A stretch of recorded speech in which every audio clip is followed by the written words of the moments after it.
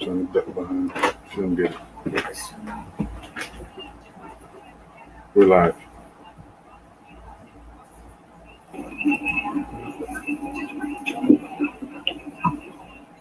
So trying to duck behind. Shouldn't get it. We're live.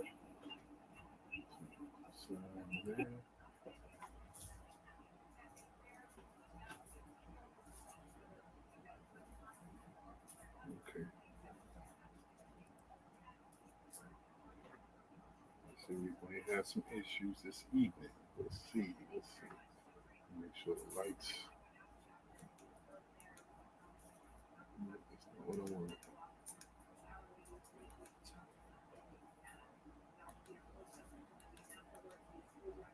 No. There we go. Hope everybody's doing all right. In the process of making sure that everything is intact. So y'all know the process takes a minute.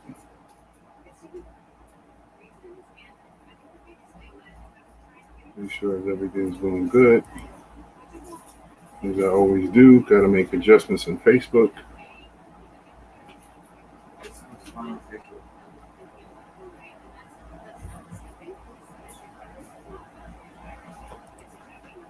I have to make it public.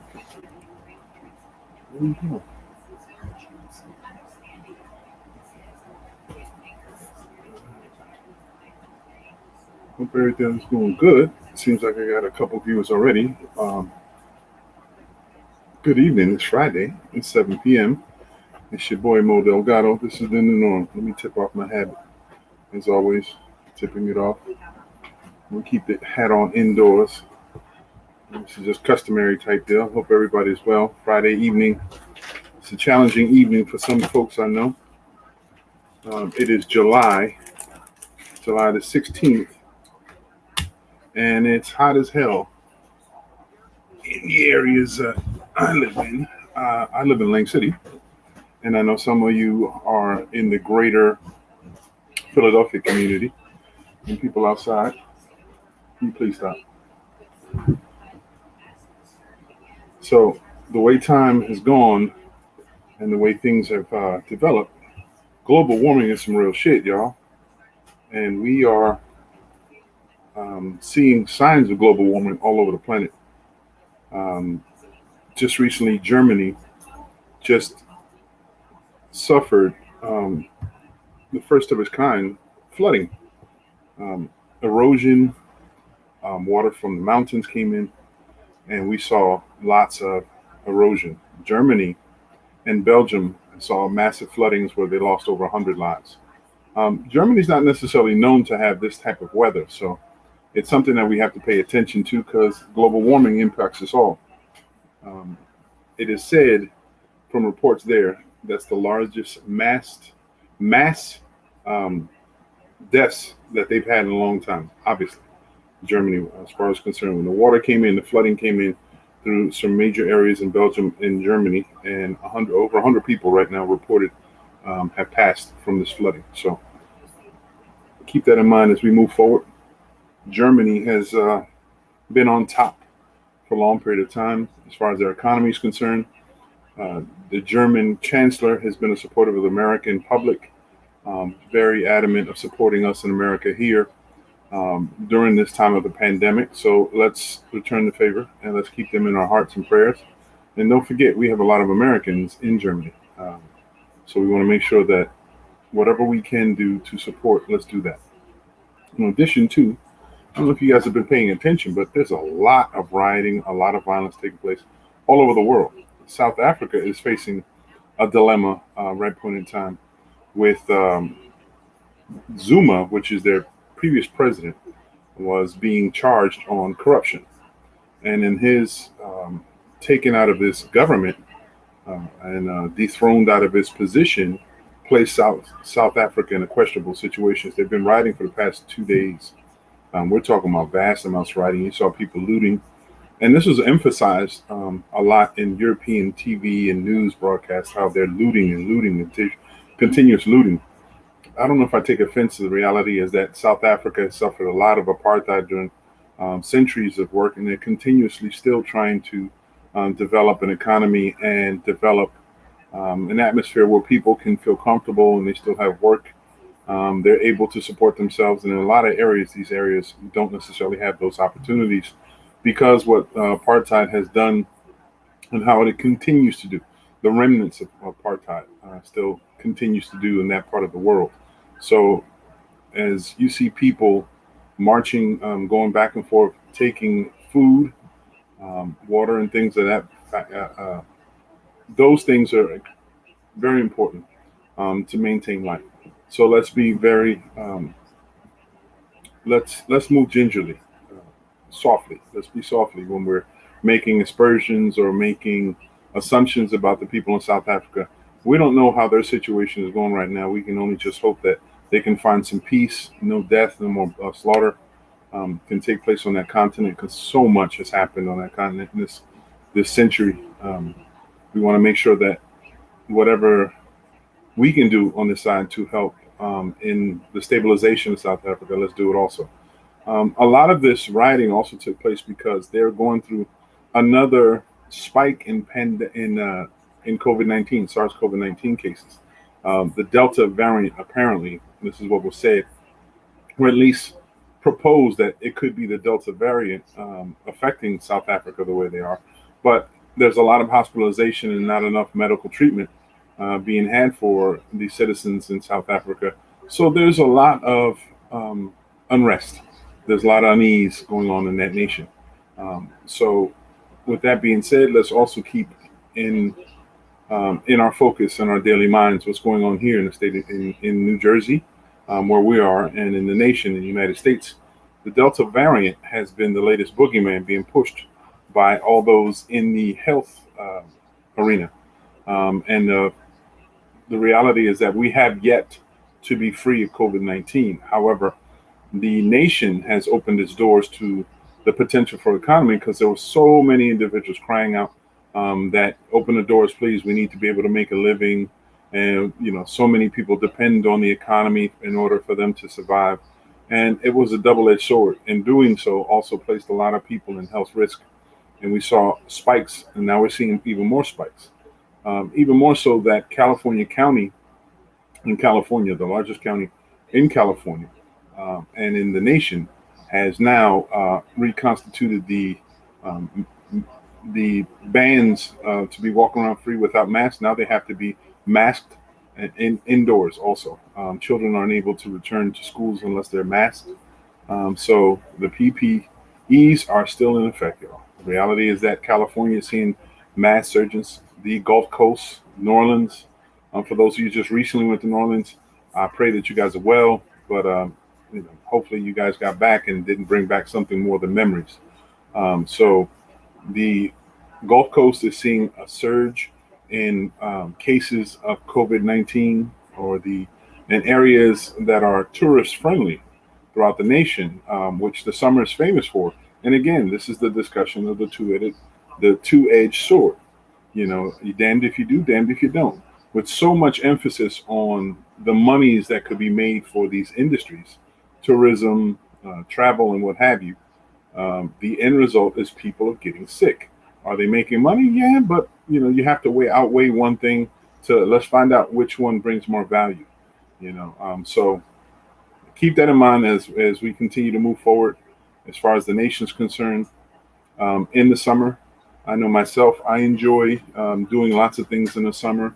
I'm a summer baby, born in March, of course, but being able to spread my wings in warmer climate is what I enjoy doing, and not wearing so many layers of clothing. So as we move forward into the summer, just be very conscious. The reality of this virus still exists. To what extent? I guess the story's still unfolding. Had this long discussion with my wife about COVID-19's the realities or the assumptions, all the things that we see and we assume to see and it's a real big concern. It's a very big concern because the way things are going, um, we don't know the truths. We don't know um, the fallacies. We don't know much, but we know that people are passing away. So we have to be very conscious of those individuals and the potential of anyone else who could be volatile. If you have respiratory issues, if you have long-term illnesses where your immune system is impugned or um, it's not as intact as it could be, you have a tendency of being subjected to harm. So be very conscious as we move forward. We very conscious as we move forward because our lives are very volatile, and we have to make sure that whatever we do, we preserve life. Let's not be foolish and dive into this arena of thought that everything is good. We're all coochie crunch now. Be very conscious as we move forward, and no one could be sick, and life is great and grand, and to a certain extent, yeah, um, it is what you make of it. But let's not be foolish enough that there's people out here equally reckless or even more reckless. Um, the discussions now are even more around children.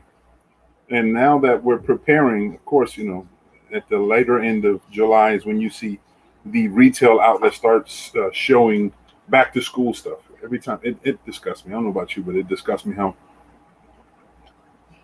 we're just seeing some warm temperature in the summertime, and all of a sudden everybody wants to jump on this back to school concept. So much so that they're pushing out all the summer stuff and bringing in all the fall things and the back to school stuff. There is a necessity to.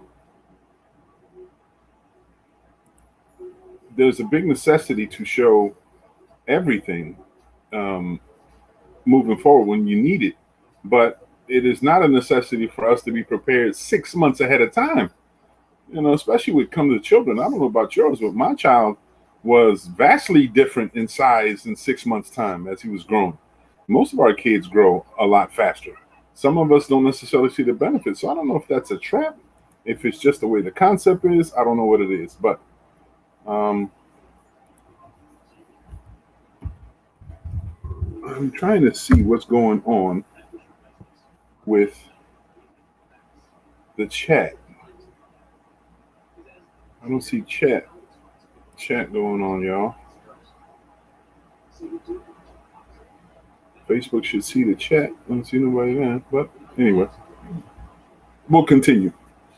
So, as the discussion continues on, you have to be very conscious that what we're doing is opening the door to potential harm moving forward, and the potential harm that we can have based on what we assume is stuff that we need. When we assume that we need to open the door so everybody can have a good time and party, we assume that partying doesn't have a consequence, right? Or if we're in a situation of assumption where we assume that life is better, um, giving everyone opportunity to just forget about their everyday responsibilities and everyday concerns, meaning giving them a chance to come out and get drunk and high, whatever the situation, so they can cope with temporarily or assume they can cope with whatever the issues they're carrying at the time by opening these floodgates. Is it a benefit? Is it a good idea? Is it just a weak ass attempt to help temporary hurdles in people's mental health concerns because of the pandemic, because of the economy, because of life? Is it just a weak ass attempt? I don't know. I'll tell you what, though, the more and more we struggle through this concept called the pandemic and the economy and all things are going, I look at things differently. I've never looked at things with rose-colored glasses per se. One is the tacky, another is just my big ass head. But lastly and truthfully is that I'd rather have the truth, no matter what it is and however it comes. I'd rather see the truth and know the truth, so I can make better conscious decisions to navigate through life for myself and for my family. I don't like the fallacies. I don't like fantasies. I leave that for Disney World. I leave that for Universal Studios, which I love to visit when I'm able to afford it, because that's the proper place for fantasies or movies. But the reality that we're living consists of a whole lot more formulaic things that we have to use to strategize through life.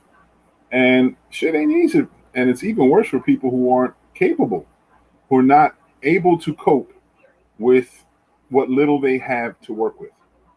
Um, we are seeing a decline in food supplements being distributed to the world because throughout the nation, because there's a big assumption that people have returned back to work and are able to supply their own foods and what have you. But the reality is, we've seen that because of the stimulus benefits that were allotted to people who are unemployed, it was more advantageous for people to stay out of work and maintain collecting unemployment because they get more income that way.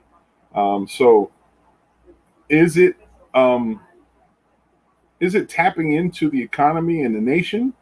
Some could say that, but any person with the rightful understanding of the economy would be doing the same, or rightful obligations to their family and knowing the restrictions and limitations that the revenue that they're bringing in may have, will do the same. So I'm not knocking them. So hopefully, whoever it is, if you're out there, you received unemployment benefits and the boosters and what have you, I hope you enjoyed it and were able to do some good things with it, not just supply endless amounts of Hennessy and endless amounts of blunts and all this stuff. Now, I hope you were able to put away some money, because obviously there's going to be times when you need it more than others. And I hope some of you may have invested in yourselves. And what I mean by investing in yourselves, I bought possibly some schooling, some training, some equipment to be able to do some of the things you've always wanted to do, just didn't have the opportunity to or money to do so. This chance that we've had called the pandemic gave us a big opportunity to hit that reset button while we were safely in our homes. And that hopefully many of you have hit that reset button, because it's extremely important that you are able to navigate through this life on your in your hands, to do it based on what you see, what you want in life. It's a lot more fruitful, and it's a lot more beneficial to the soul, I would say, than someone who has to just keep doing what they have to do because they have to supply income for their family, what have you, and they just don't bring that same type of joy into doing what they choose to do and what they love to do. Um, I myself benefited from this time by creating the podcast to connect with many friends, to be able to provide a lot of information for individuals who may not regularly have this information, and to create a platform and discussion for a lot of people who may be interested in discussion, just never had the opportunity to do so. Well, this is what we do on the new norm. So I hope that for those of you that have traveled on week by week, coming by, stopping by, and checking out the show, have enjoyed a lot of the discussions that we have. Some of it is just, I would say, jovial. At best, we joke around, we kid around. We're very laid back in our approach and how we deal with things.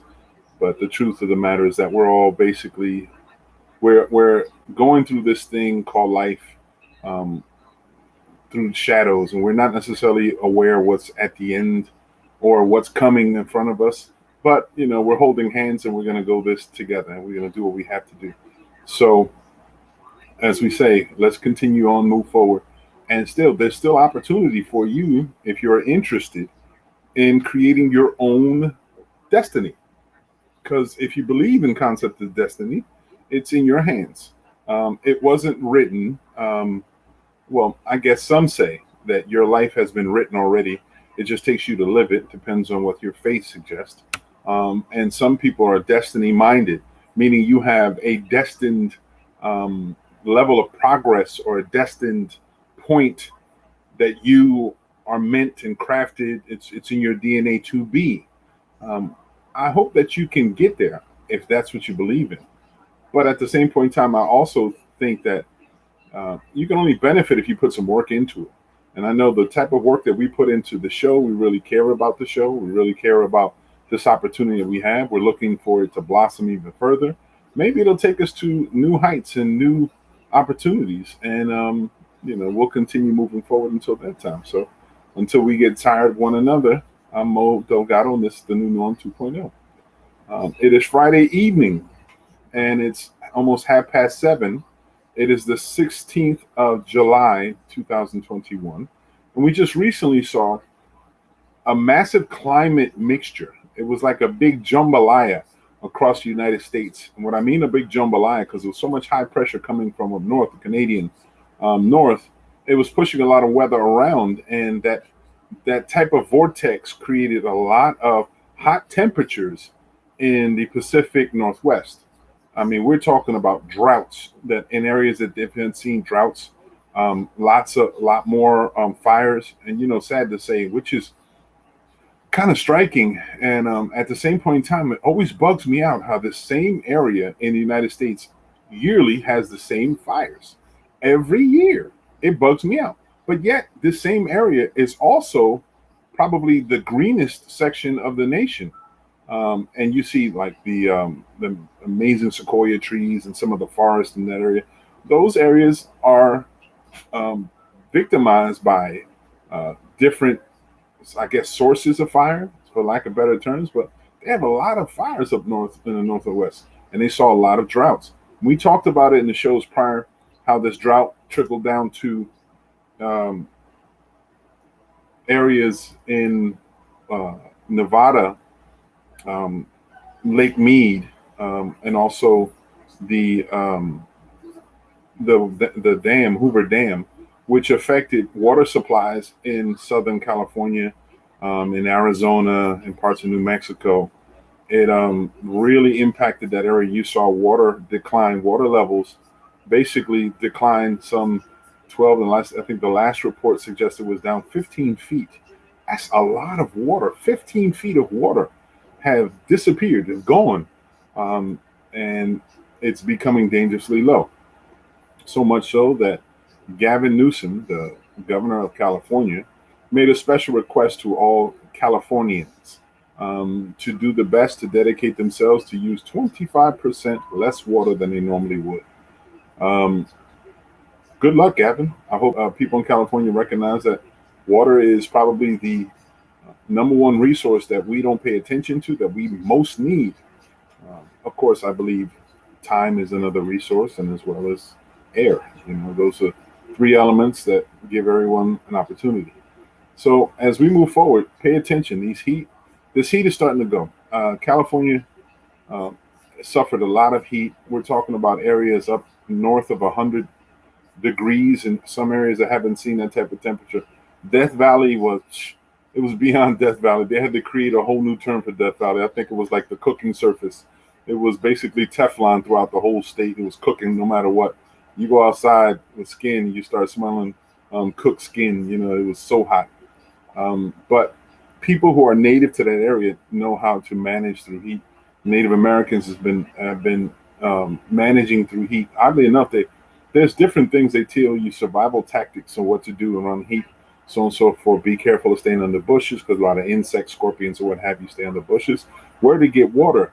Sometimes you check from the cactus plants, the cactus trees themselves. In certain cacti, you're able to tap into somewhat of a reservoir inside the trunk of the actual cactus. You're able to chop inside and get into, and there's like 2 gallons of water in the base of it, because cactus, for those that know, keep moisture. It keeps its internal moisture.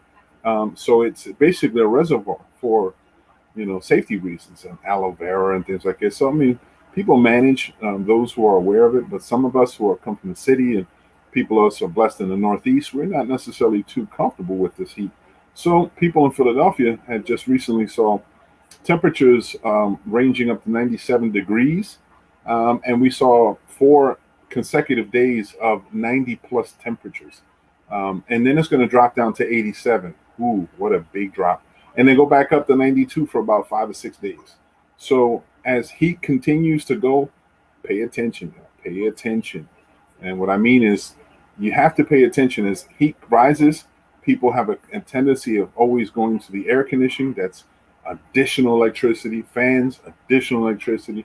We need all of the devices that we're comfortable with, so that's all electricity. So as the infrastructure of our electric grid in the Northeast is still kind of tepid, with all this influx of people, is a big potential of brownouts, meaning there's not enough power for everyone to suck up for their electricity and their comfort level. So at times it shortens, and you get shorts in certain areas won't have electricity, and some other areas will usurp the electricity. And it's the system it's really antiquated, but it's the potential is real.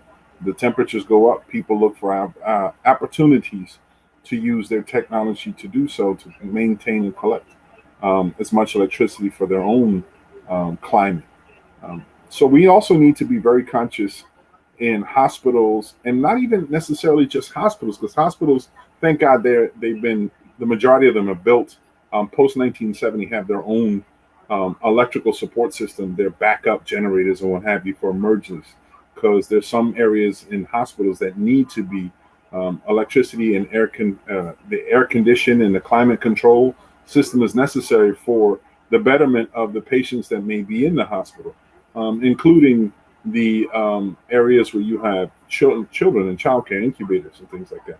So we have to make sure that the hospitals have what they need. But in addition to, you have convalescent homes, senior centers, areas like that are privately managed. A lot of those areas don't have backup generators. A lot of those things are not tapped into an emergency electricity system, so they can tap into to make sure that everyone's safeguarded.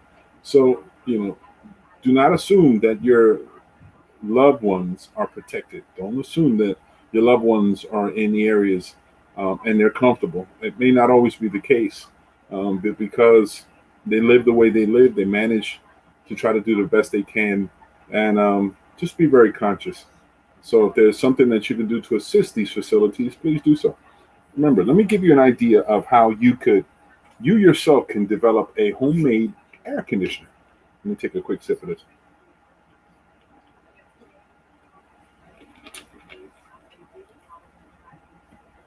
If you're interested, a poor man's air conditioner consists of a cooler, ice, and a fan. That's it. A cooler, ice, and a fan. If you have a hand fan or a box fan that can sit square on top of a cooler, you're halfway there. In areas where you have electricity but don't have air conditioning, if you have a cooler, you fill it up with ice and put a little water in it, some sprinkle of salt, because salt has a tendency of helping the water and the ice to maintain a temperature that's very cold, but it doesn't necessarily heat up faster. So it's a buffer. So if you put if you put a cooler, you have ice in it, and you have salt. Okay. It's someone calling. Anyway, you put that on a cooler, lift the top up, put a fan on, you have air conditioning. It's not that difficult, y'all. So if you have a crisis situation where you're really blazing hot, if you have electricity but you don't have an air conditioner, you can do that yourselves. Pull out some ice out of the freezer, or even some things where you have some frozen meats. You put them in a cooler, put some water in it, put a fan over top of it, and you have yourself cold air that will come that way.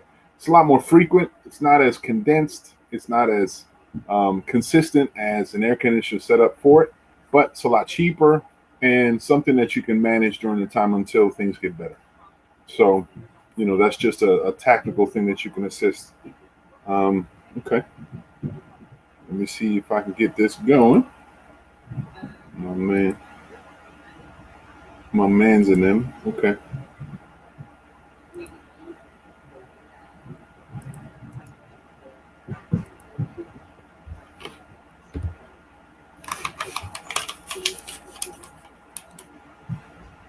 Okay. So, as I said, during this whole situation with air conditioning and cold and the heat, be very conscious. Hey, Renee, I hope everybody's well. Hope you're well. It's good to see you there. Um, Air conditioning is it's a creature comfort. Um, Here's another thing that, oddly enough, that some may not know. During really hot temperatures, it's helpful to cool you off. Drinking coffee, hot coffee, not cold coffee. Hot coffee has a tendency of cooling your core temperatures. When it cools your core temperature, the outside atmosphere feels more comfortable. You're able to deal with it because the heat, the most dangerous part of the heat is it raising your core temperatures. Your core temperatures, when it raises up so high, you have a potential of having renal kidney failure, kidney damage, your heart, your lungs, all the core in your body. If your temperature goes up too high, then that's when we're talking about some serious damage to your body. So whatever. Um, okay.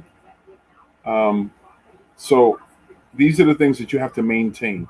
Another thing I did when I was doing when I was younger, if I had opportunities of using frozen washcloths, and when it got real hot, I would just put a frozen washcloth underneath some of my pressure points, like in my arms, between my legs, where my legs are joints of my knees, inside my arm joints, on the base of my neck, and it would help cool me off.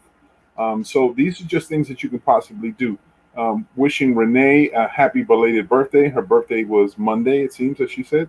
Hope she had a good day. And welcoming my brother Adrian to the show. What's up, Abe? How you doing? Yo, what's up, Mo? How you doing? Hey, What's going on, bro? hey, man, just trying to help some people with some ideas of what they can do about this heat because this shit ain't nice. Yeah, I was in Philly yesterday. It was a roaster, no Oh doubt. yeah, 95 was it 95, Yeah, 97? yeah, man. It was cooking. Yeah. A lot of people, a lot of people like, I want to move out west. You going from the pot, out of the pot into the fire if you move out west. It's Because great. it's baking over there. Well, you saw how the the Canadian airstream it started shifting, right? We were getting the heat, and the out west wasn't as hot as it was before. So it's crazy because you wouldn't normally say, when people are so hot they're gonna move out west. What do you hear them say? It gets so damn hot they're moving to Canada or somewhere else where it's really a lot of temperature difference. But they go out west, it's a couple degrees cooler out west. That's a trip right now. But this is how global warming is. Yeah. In Europe, it's flooding like crazy. You saw Germany. Yeah, they're flooding like crazy over there, and then on the West Coast they're baking it in Midwest, a lot of flooding going on down. It's a shame. Germany, and I was paying attention to this because I found it really odd. The chancellor in Germany basically said that they weren't ready for this type of climate change or the disaster they were because they never thought it could possibly happen because of the way placement Germany is. And, it's somewhat of a safe cocoon for Mhm. certain temperatures in the forest. They have a big, dense forest that helps to regulate the temperatures. But it got so hot that the flooding, 100 people lost their lives in Germany and in Belgium. That's Yeah, crazy. those houses were washing away, man. When It reminded me of some things that you would see along the Mississippi River back yeah, in the day. yeah. Well, when you see like the tsunamis over in Japan, how they Yeah, basically have taken over like and wiped out like major portions of certain parts of the islands, it yeah, was they crazy, man. they had a massive flood over there recently, a mud flood, Hmm. mud flood. Yeah, yeah. Yeah, Water Water is a damaging thing, man. Water is one of the things that we love so much, but it's basically it's probably the most damaging thing on the planet too. What water does, what water carries. but man can't live without it. Period. Absolutely, absolutely. The human body is made up, three-quarter of your body is water. Hmm. There's no doubt about that. Yeah. And then when you have the polar ice caps actually melting into the oceans, it actually floods it. Hmm. And hence, what you're seeing now. The clouds pick it up, drop it in certain areas, and Right. doesn't drop it in certain areas. Have you seen the last reports when they talked about if global warming as is increasing, if it moves one more degree higher, we're basically going to see the end of the polar caps. They're going to be all, basically frozen. But the crazy stuff when they showed what they're claiming the Earth will look like, and the shifting has taken place, the planet is actually moving towards what it did look like when there was such thing as a Pangea. I just saw a special on Discovery, and it was a special on deep sea discovery, and it was utilizing. It was James Cameron, the producer of Titanic, who actually went down in the Titanic and used all his science and stuff like that. Well, they put in a whole nother element of doing research on the tectonic plates on the bottom of the planetary shelf, as it says, under the water. And they were talking about how the tectonic shifts were moving so much, and it's actually consuming so much, basically, landscape, that it's bringing the continents together. So at one point in time, when Pangea was spread out, now it's coming back. And they're proposing within 1,000 years, Australia and California are going to be attached. So the way things are moving, you don't know what the hell's going to possibly happen. The way folks are going, it's deep, man. Global warming. I think it's more, you speak about global warming, and then it speak about also the carbon, that they actually put it into the air, the whole 9 yards there. But at the same time, if we live in a bubble, and over, as many countries want to be particularly, want to be part of the space race, and everybody wants to go into space. You saw space, right? Exactly. If we're living in a bubble and you keep pushing things into space, obviously, aren't you puncturing holes in the bubble? Yeah. That's what you're doing. Yeah. That's exactly what you're doing. Yep. They got to go through the ozone to get in outer space anyway. Exactly. Yeah. There's a consequence. Yeah, exactly. You're on point. There's a consequence for all the wants. There is a price to pay. Exactly right. Because next week, Tuesday, I believe, Jeff Bezos from Amazon plans on, shooting up his rocket and being inside of it, to actually go to the edge of space. Yeah. We just saw Sir Richard Branson go up to space, and he floating around. Exactly. And I'm like, all I kept thinking is these guys, and it's the same discussion that people are saying. They have enough money to go around to basically stop and eradicate poverty in many countries around the world if they all work together, but they're choosing to go into space. Like there's a big to blow money. That's all you're really doing is blowing money. Because the bottom line, you go up into space, you go up there, hang out for about 5 minutes or so, and then you come back down. Oh, that was very adventurous. Exactly. You know what? I kept thinking, talking to my wife, I kept thinking, I said, with so much discussion about the way the pandemic is and so much reality of how we're running into so many things that we weren't running into before, right? Excuse me, as far as the climate is concerned. Who's to say that these super wealthy individuals aren't part of this master plan, right? One is for depopulation. Because I kept saying, this variant, right? They're pushing this variant really hard, aggressively, about how so many people now are subjected to this variant. Okay, cool. We understand. We all understand there was a risk in the beginning. However, there wasn't much of a push for children. If you were in a situation of depopulating the world, the only people you want to depopulate are the people that are considered adults. You wouldn't touch the children because you're going to need them to help populate the world back again. So you're not touching the children. So if you're not vaccinating the kids, you're not vaccinating the military, you're only vaccinating the adults. Why is that? Are you honestly trying to save us? Or is there some other reason behind all that stuff? Because if the super wealthy that could help take and eradicate these illnesses around the world don't care about it and going into space, what's actually going on? And this is the other term. And I said this to my wife. I said, why are they using herd? I mean, the herd concept. In the discussion about the herd immunity. Right. Herd immunity. Right. This discussion about using herd immunity. The whole thing is the concept. Why are they using the word herd? They couldn't use anything that's a lot less suggestive. When you look at herd, you're looking at a mass population. So they're trying to actually get a mass population vaccinated, whereas it would actually tone down the number of people that's actually getting sick. But the thing about it is, this is America, because you have too many, as I've always mentioned, Republican governors, and they actually we don't want anything to do with a vaccination passport or a vaccine passport. And that's what we're looking at.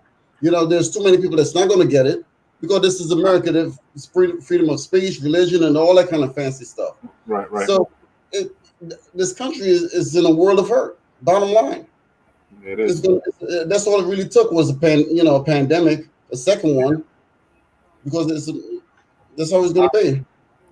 I'm curious though. The more and more we go on, and again, just a disclaimer: we're not suggesting to anyone you should vaccinate or you should not vaccinate. We want everyone to make an educated decision, and ultimately, whatever you do, it's your decision. It's no one else's right to judge you or whatever. It's your intimate decision, and I want you to be comfortable and feel good about whatever the decision that you're making. We're not judgmental to anything. We just want to make sure that everyone is on point with as much information we possibly can, even in consideration of just dialogue of what ifs, because that's how we sometimes stay on point as we consider the what ifs. We can't always feel the same way about things. It's just not helpful. We don't grow as a society when we share the same points of view of everything, so. But I saw, it was crazy. I just saw a meme that was funny. It was a video. This one guy, and I couldn't get his name, as a TikTok. He made a video. He spoke like he was Moderna, Pfizer, and he also came out with Johnson and Johnson. And the Johnson and Johnson meme was like reckless, high, and whatever. And it was crazy how it was basically talking about Johnson and Johnson. And then it was done so with comedy. Like Moderna, the virus, the person who was supposed to be there representing Moderna, which is the same person who's representing Pfizer and Johnson & Johnson, they just played three separate roles as if he was those companies, right? So they're basically having a discussion, and they're saying, well, we're supposed to help all these individuals, and we're doing this, and we should be good. We should feel really good about what it is. The Johnson & Johnson's reply is, nobody told me I'm supposed to help anybody. What you mean? He's sitting there drinking and getting high. You can tell he's inebriated. He was like, I ain't supposed to be helping nobody. I'm just here for the drinks. I'm here for the party. So the joke continues. How Pfizer saying, we've done such a good job that people feel more comfortable. We feel really good about it. And then Johnson & Johnson says, feel good about what? Oh, the drinks. Yeah, the drinks are good. Yeah, continues. It's that ongoing joke. And it had me thinking, more and more people paying attention to what's going on with the Johnson & Johnson one. Why the hell was it pushed so much to minority communities? Because remember, they kept saying that the benefits of the Johnson & Johnson was only one dose, and it had a better shelf life than Moderna and Pfizer. So they felt it was easier to have them and to be able to push it to vaccinate individuals in urban communities. It was pushing so much. I know it's pushing it here in Atlantic City as well. The mayor was helping to try to push the Johnson & Johnson at a site that was not in the hospital often. And I found that kind of questionable. Like, wow, if you're trying to help people become vaccinated, protected, that's pretty good. But the product that you were pushing wasn't, and it's not. And we come to find out that it may have, and it was just like last reports just said how it was causing more side effects, and they're seeing long-term effects on people, and it's really scary. Really renal. You had, I forget the term, where a person's heart was like shot up in size, and it really restricted their heart function. Okay. And then now renal kidney failure. There's a lot of shit going on with this Johnson & Johnson. I'm like, why the hell is this? Johnson & Johnson have had issues from the get-go. Yeah. They've had issues from the get-go. Where's the surprise? I don't see no surprise there. There's no surprise there at all whatsoever. The only thing is, the surprise is America, FDA, allowed it to be out in the market. But the thing about it is, you have to remember, with the Johnson & Johnson, when it came down, remember, Pfizer and Moderna is 2 doses, 2 shots. Mm-hmm. They call them jabs. Okay, but what happened, Johnson & Johnson came out and said, we're going to change the game here. You only need 1 of our shots, and you're good to go. So then they decided to actually pass it over to the minority communities and some of the poor and the homeless and the elderly, because they're like, hey, look, we're only going to see them 1 time, and that's about it. They never decided to give them 2 shots. They just said, you take 1 and you go your way and you'll be okay.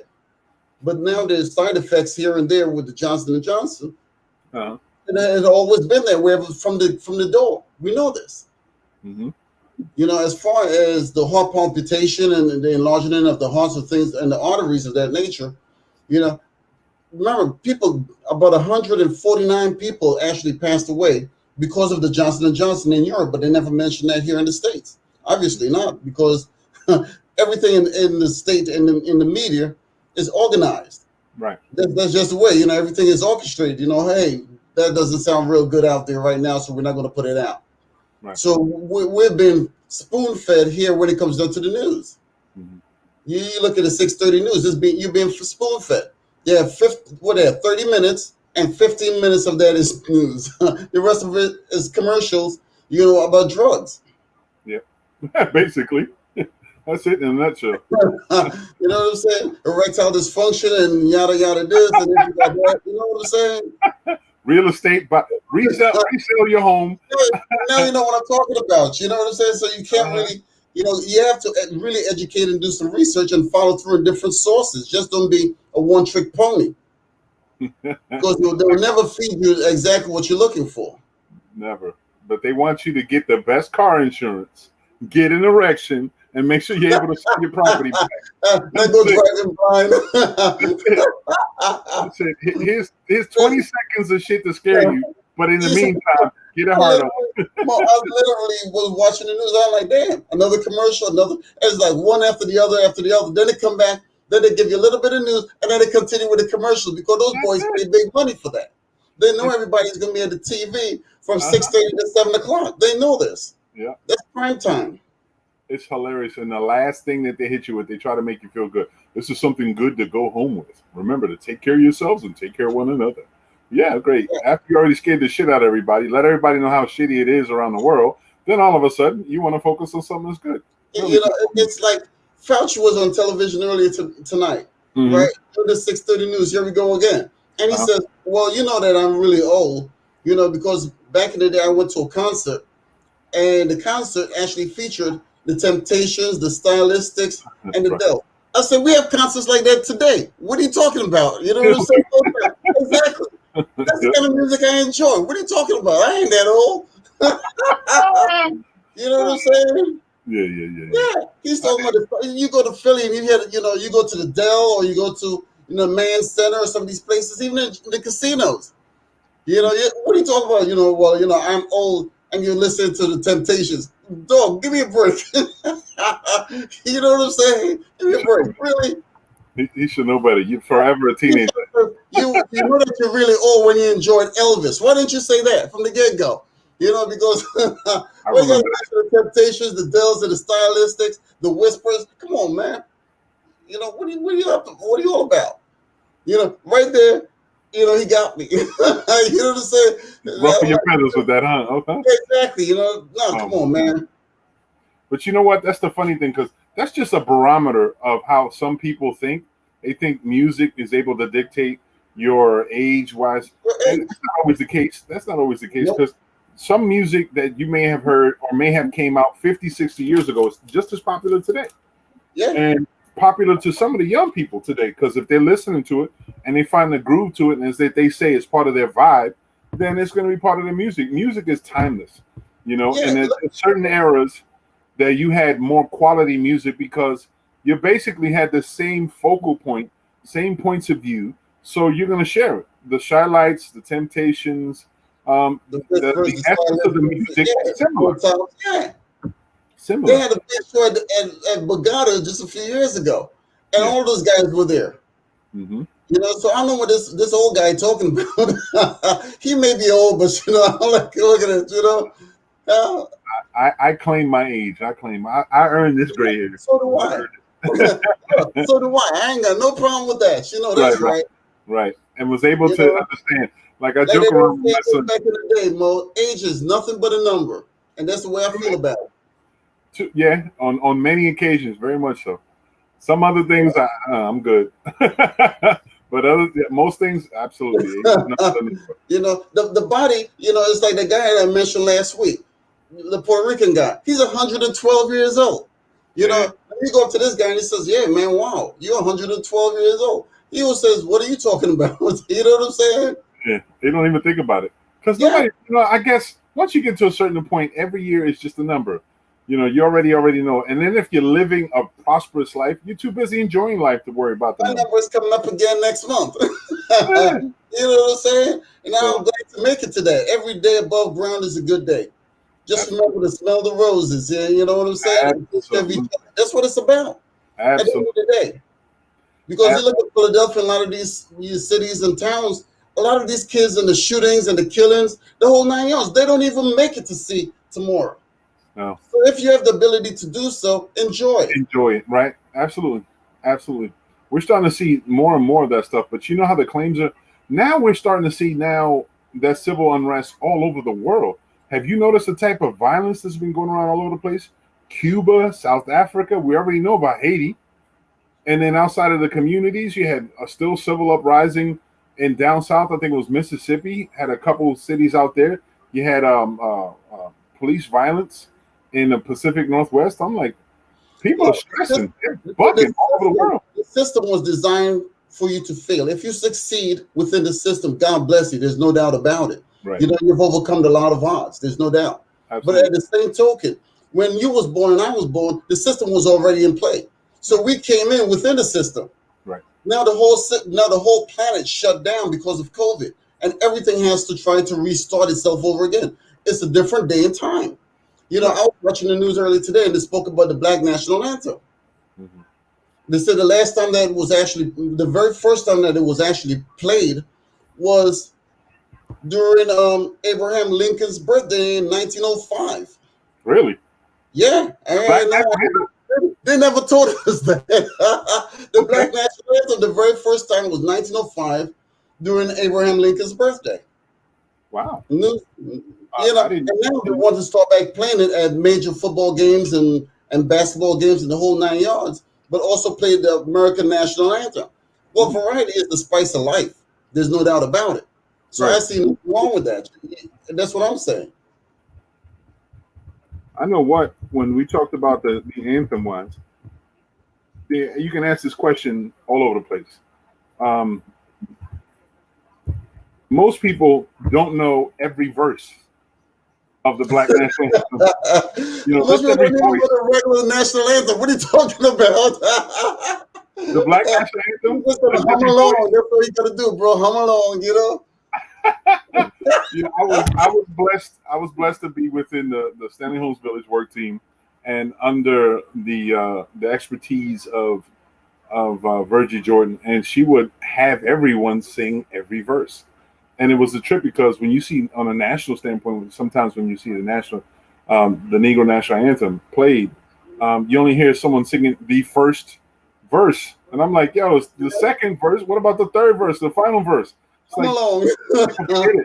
That's asking a lot of people. Hum if you can. That's it. Or play it off.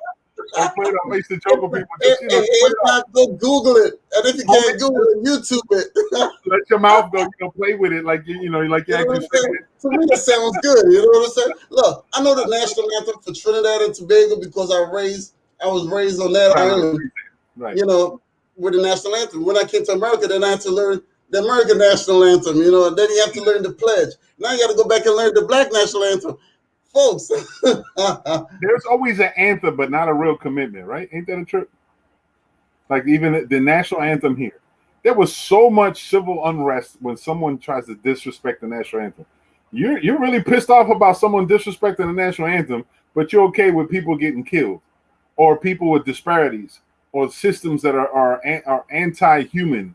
You know, it bugs me out how people act sometimes, man. But you know what? I can see the challenge. I've heard some different national anthems, and to me, some of the coolest ones come from not only the Caribbean, but the Canadian national anthem is fly as hell to me, words wise, verses. You know, and I know that tonight. Some of them are pretty cool. I'm like, okay, I like that. All right, Liberty, yeah, right. I'm listening to that. Is that right? Listening to Montserrat's, I was like, oh, okay. I like that. Freedom. Okay. People, love. Okay. Country. Yeah. All the discussions of all that stuff, you know. And then when you find the indigenous ones, like if you see Fiji, the national anthem of Fiji, I'm like, oh wow, okay. I'm really liking this because there was some meaning to it. if people paid attention to the word usage and the meanings to a lot of stuff, maybe you'll see where the national attention is coming from, or the focus of the people. You know what I mean? Because the national anthem speaks for a time period. I wish that more countries would really think about every 100 years, maybe every 100 years, change the national anthem, because the culture and the temperature of the people may be different. You know, like here in the United States, the national anthem we have kind of antiquated, and the fact that we're only singing the first portion, and the last, the second and third portion are so misleading and so racially polarizing.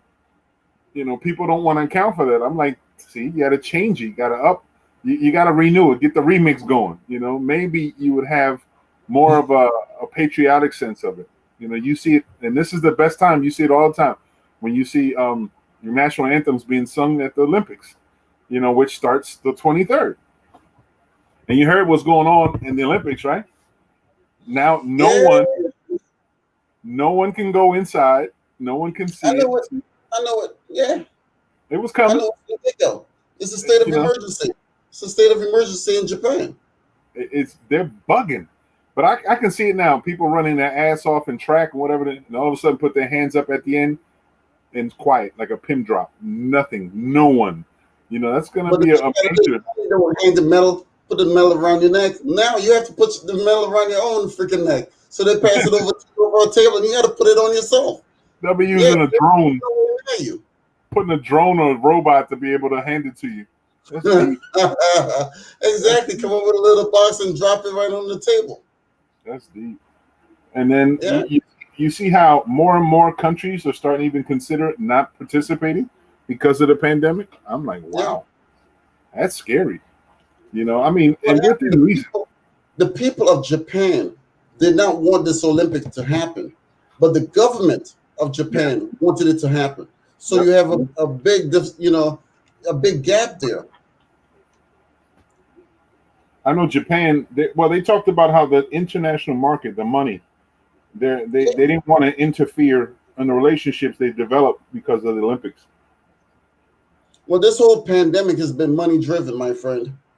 This whole pandemic has been money driven from the get-go. Major. And the people that were controlling the purse strings was all the politicians. Okay. And they still are. Yep. Okay. Shaheen. Okay. All right. What up? Anyway, the way the Olympics are being pushed now, you're going to see a lot of markets. Remember, if you pay attention to the Olympics, you see a lot of products being marketed worldwide because of the access. So it's been a lot of money. The financial loop that this Olympic proposes is huge. So we have to really be paying attention how the market is. And plus, the way things are gone, you see how the marketing is done specific to the sport. Like you see certain items being marketed. So it's real clever.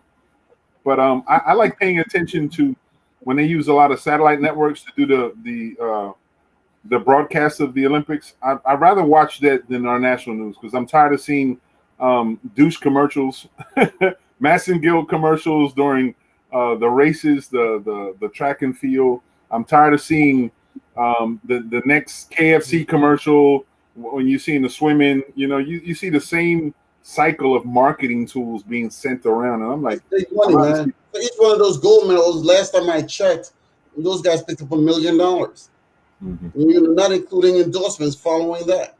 Yeah. You know, and the Uncle Sam, obviously, the IRS is like, oh yeah, congratulations, you won a medal, the whole 9 yards, that's $1 million coming your way. However, you got to pay taxes on that player. Uncle Sam always won a cup. You might win, but he wins also. There's no doubt about it. And you know what's crazy? A lot of people don't recognize that this was the Olympics is supposed to be the best of the best, right? So in certain instances, it was in the beginning, it was supposed to be non-professional athletes. But in a lot of countries, there are professionals because they're paid to actually perform. Russia, back before the Cold War, all of their candidates, all of their athletes were sponsored by their government. So they were paid a stipend, taken care of, and their family taken care of, the whole nine. Some countries, like in Sudan, for every medal you won, you got money that you're able to feed your family with. So it was a job or economic opportunity for athletes to be able to do so. Only in the United States could you not, benefit from it.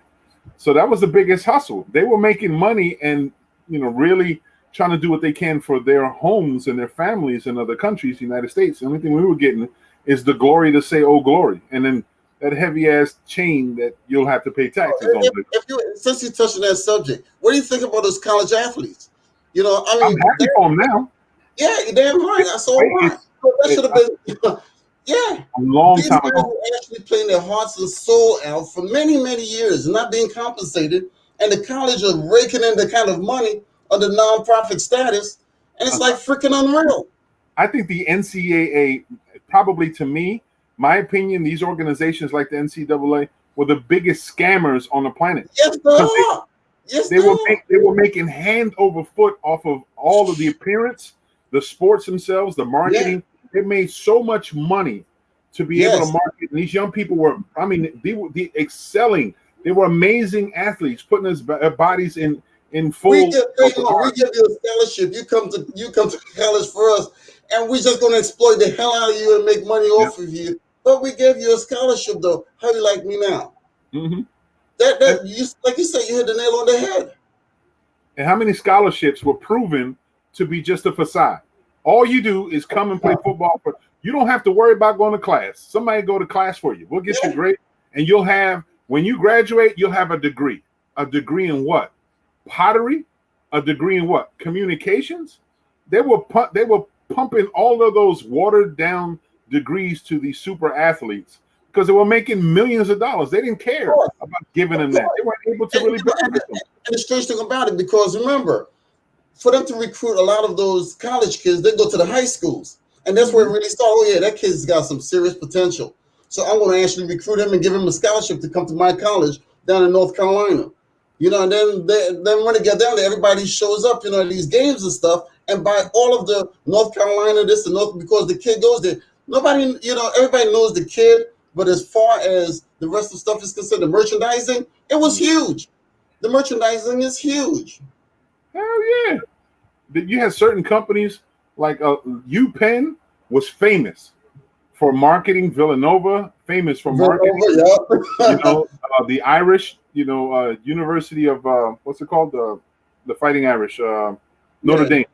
Notre Dame. Right. These names, Villanova, North Carolina, University of North Carolina. These names were synonymous to a style, a lifestyle. And then we had superstars like Michael Jordan come out of University of North Carolina. You had football players. You look at Duke was another one. Duke was major. University of Kentucky Jayhawks. You have major universities. That's crazy because they couldn't accept any gifts while in college playing their sport. Nothing. You have to wait until you get to the pros to start getting paid off of your game. And they made huge money off of this. You hear the sad stories from some of these athletes who basically had to live off of food stamps because they couldn't afford living. They couldn't have no stipends to eat. They couldn't maintain. They had normal costs, hygiene. They had to buy their own clothes and stuff like that. They couldn't. So they were really exploited, man. It's a shame, the whole system. Yes, they were. Really happy. And it's sad because the person who instigated this whole process won't be able to benefit from the work, but he's really pleased. And I saw a tweet he had made not too long ago. He says, I may not be able to get my return, but I'm happy everyone else from now on will. And that's the essence right now. That game has changed now. So the pimping is gone. The bottom bitch is no longer the bottom bitch. She's now running. That was pimping on the major level, player. Huge, that was pimping on the major level. Huge. And it's sad, man. You imagine the amount of people who had dreams that were stifled because they couldn't maintain living. They were stifled. Yeah. How many super athletes? How did this guy go down? I've seen a lot of these guys go down. Ralph Sampson back in the day, I remember he was a phenomenal basketball player out of Virginia. These guys, I met him when I was in Chicago. These guys, they exploited these kids for like crazy. And a lot of them in the minorities. Mm-hmm. A lot of these kids were minorities. They can't give you any gifts or any presents or any of that stuff. Until you get to the pro. So you have to struggle and strive just to stay alive. Yeah. You had remember the Spike Lee movie, He Got Game? It was basically about that whole concept. And it just highlighted how so many kids that are exceptional, but had come from really deprived homes and stuff like this. Like I just saw a documentary on Giannis Antetokounmpo, right? He's the Greek freak. Through Mm-hmm. Nigeria, he landed, him and his family. He had 5 brothers and sisters and mom and dad in Greece. And it wasn't the most favorable atmosphere. They were living in the hood. And he had to walk some 10 miles to be able to go to the gym to actually play basketball. So he walked there and stayed there and slept there so he can play basketball and then go home at the end of the night, and selling fruits on the street and stuff like that. So you hear the stories of struggle. And then the Yeah. way the systems are going, it's a shame because these industries have made millions while the actual people who played the game made Struggle, pennies man. on the dollar. Yeah. That's Pennies sad. That on the is dollar. sad. Yeah, that is very sad, man. From agents to booking agents to publicists, that whole system. Yeah. When you have a superstar, say LeBron James, right? LeBron James didn't go to college. He went to high school. He went from high school to the NBA. So he was able to Kobe. evade that whole process of Yeah, the Kobe was another one NCAA. also. Who? Kobe. He went Yeah, straight from high school, yeah, skipped yep, over college. Yeah, yep, he skipped over yep, pimping jobs and stuff and went straight into the yep, pros. yep. So he's able to benefit from his Yep. abilities a lot sooner. Kobe actually flipped it into a whole nother thing, which was good because he had the tutelage of having Magic Johnson to be able to assist in those forms. But very few people can. And what's sad is every child from the hood or the streets and urban community who's avid basketball players, football players, or whatever, they believe in their hearts they're going to be a star. They Yeah. believe in their hearts that they have the potential. And a lot of them do. Not everyone, but a lot of them do. But they have to go through so much struggle, so much Yeah. strife, and so much servitude, basically, is what they are, to be able to get even considered. So we're talking about less than 1% make it. So, for those that make it, now they're getting more from it, a bigger return. So, Yeah, but look at what it took, Mo. Look at what it took after all of these years. And like Renee, just said, slavery comes in all forms. I agree with you 110%. Yeah. Yeah, it comes in all forms because that's crazy. That's some serious pimping job right there. Hell Oh yeah. yeah, kid, you could actually, go from high school to college, then you go on to the pros and stuff. But you struggle. You go from high school, you struggle in college, and then you go into the pros, or you don't even make it to the pros. Yeah. And I've a lot of people, they fail in college and never really made it to the pros, but they were good as hell. Or what about those individuals that were superstars and then get injured? Then they have nothing. They never made it into the pros. You're right. Never. It is so sad, man. You have You know, people like that. And we got reminders in our own communities, man, of people who were. oh yeah, that's what I was thinking. We have our own celebrities in our own community that's been down this road, and I know a lot of these guys because I've played with a lot of these guys, went to school with them, so I know them on a personal basis. Yep. We got 2 superstars that played in the NBA. I mean, they Hall of Fame in the whole nine, and the way life ended up being, it didn't end up where they probably wanted it to be. Well, just we've had more than just 2, Mo. Coming up out of this area, we've had more than just 2. Oh yeah, of course. Yeah. We You have quite just a lot. mentioned 2. I know the 2 that you're thinking about, but there were more than those guys also. Right. Well, I remember those guys basketball wise, but we've had Yeah, football players, we've had professional volleyball, we've had professional surfers, we had individuals that are soccer players.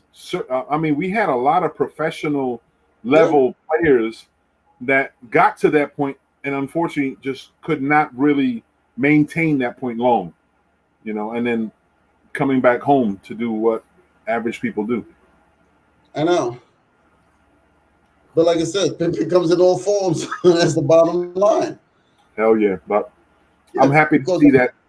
Putting in the promotion for these big colleges, you can go down to Howard, big homecoming, you enjoy all of the celebrity status at Howard, the whole 9 yards. Then your dream is over if you get injured. Hell yeah. Because ultimately, everyone wants to, again, it's the great American story for all children. I guess it ain't going to be just minorities because I know a lot of Caucasian families feel the same way. You know what I mean? Or maybe economically deprived families. They all have the same dreams. We all have basically the same dreams. We'll finally make it. We get there and we can pull ourselves away from the hardships, pulling ourselves out of the economic hardships into a better lifestyle or a better life. It's all there, but very few systems allow for that to happen. So that's why I said when we were talking about that one, now that the case is now through college football, a person's able to benefit from their image and stuff. It's a great thing, and I know more and more people will be able to benefit. If you think about it, and the NCAA, the amount of football players playing, there's going to be at least a lot more people eating.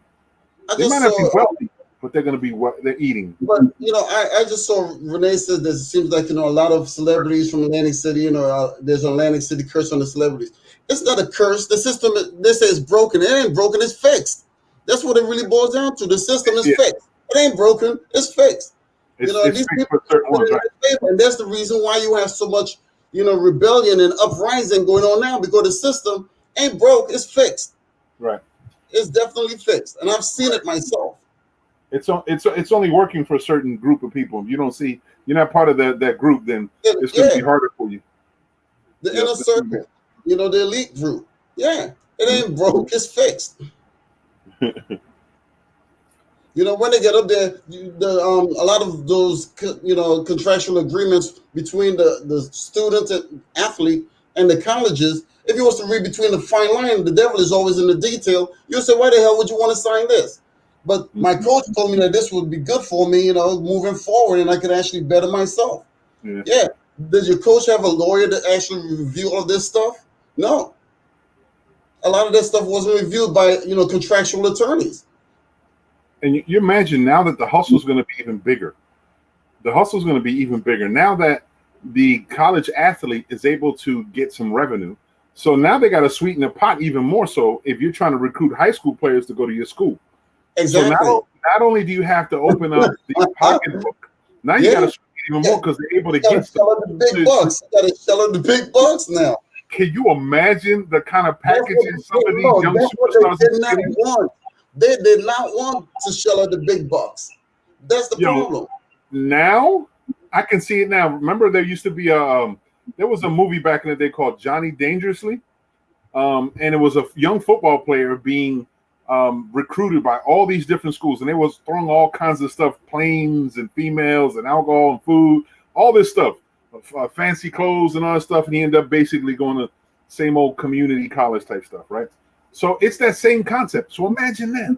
If you got a high school superstar about to go to college, getting recruited by D1, not only do you have to offer him D1 education, now you're going to have to pay him on top of that stipends, long-term benefits, images, endorsement deals. His name goes with the school. He got to get paid for every sweatshirt, sneaker, everything. Everybody talk about reparations. I want reparations for all of those athletes from back in the day that they were pimping. That's what I look at. You know what I'm saying? Let's start from there. Let's start from there. Can you imagine that though? If you can go back in recorded history, every video, if a school has ever marketed your name and your face, your image, you have to pay them. That would be some serious retribution. That would be some serious retribution. That's what I'm talking about. Nobody's talking about that. Nobody's talking. I'm the one that just mentioned that, but that's food for thought. You get to find the speed. You get to find the speed. No, because if they were pimping you back then, the pimps got to pay some later, player. Right. I hear you, player.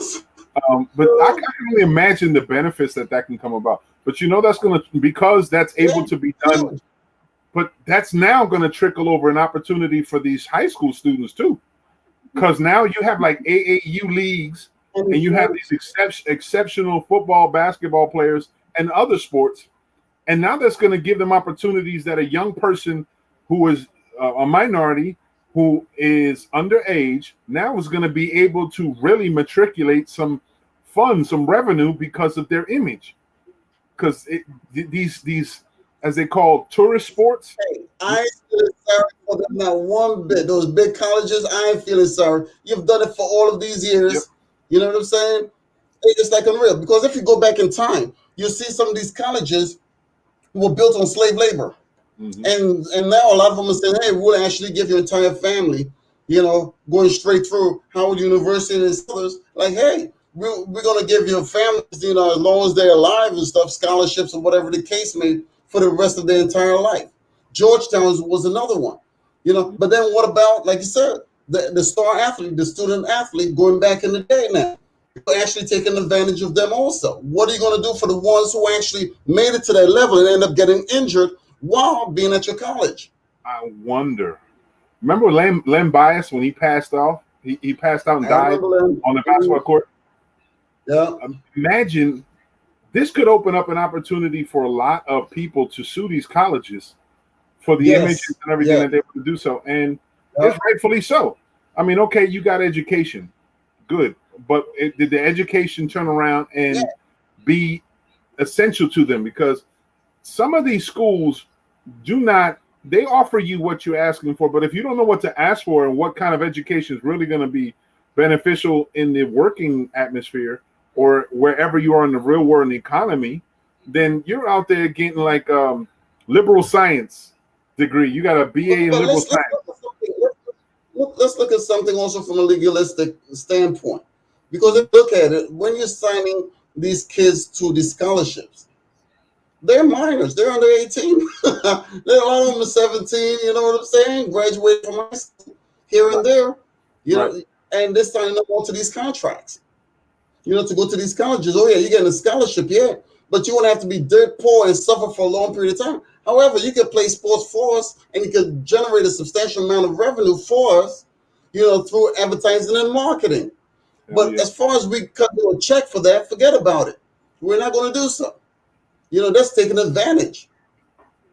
Now, when you see the National Letter of Intent Day, not only do you have to have a letter of intent, you got to have a check ready for that young person signing that list that they promises to Yeah. go to your But school. make sure You you got to also be have a ready to good reel up lawyer that cash. standing in the background too. Make sure you have a good Sign, ass lawyer to a protect your signing rights. bonus. That's the Hell most yeah. important thing.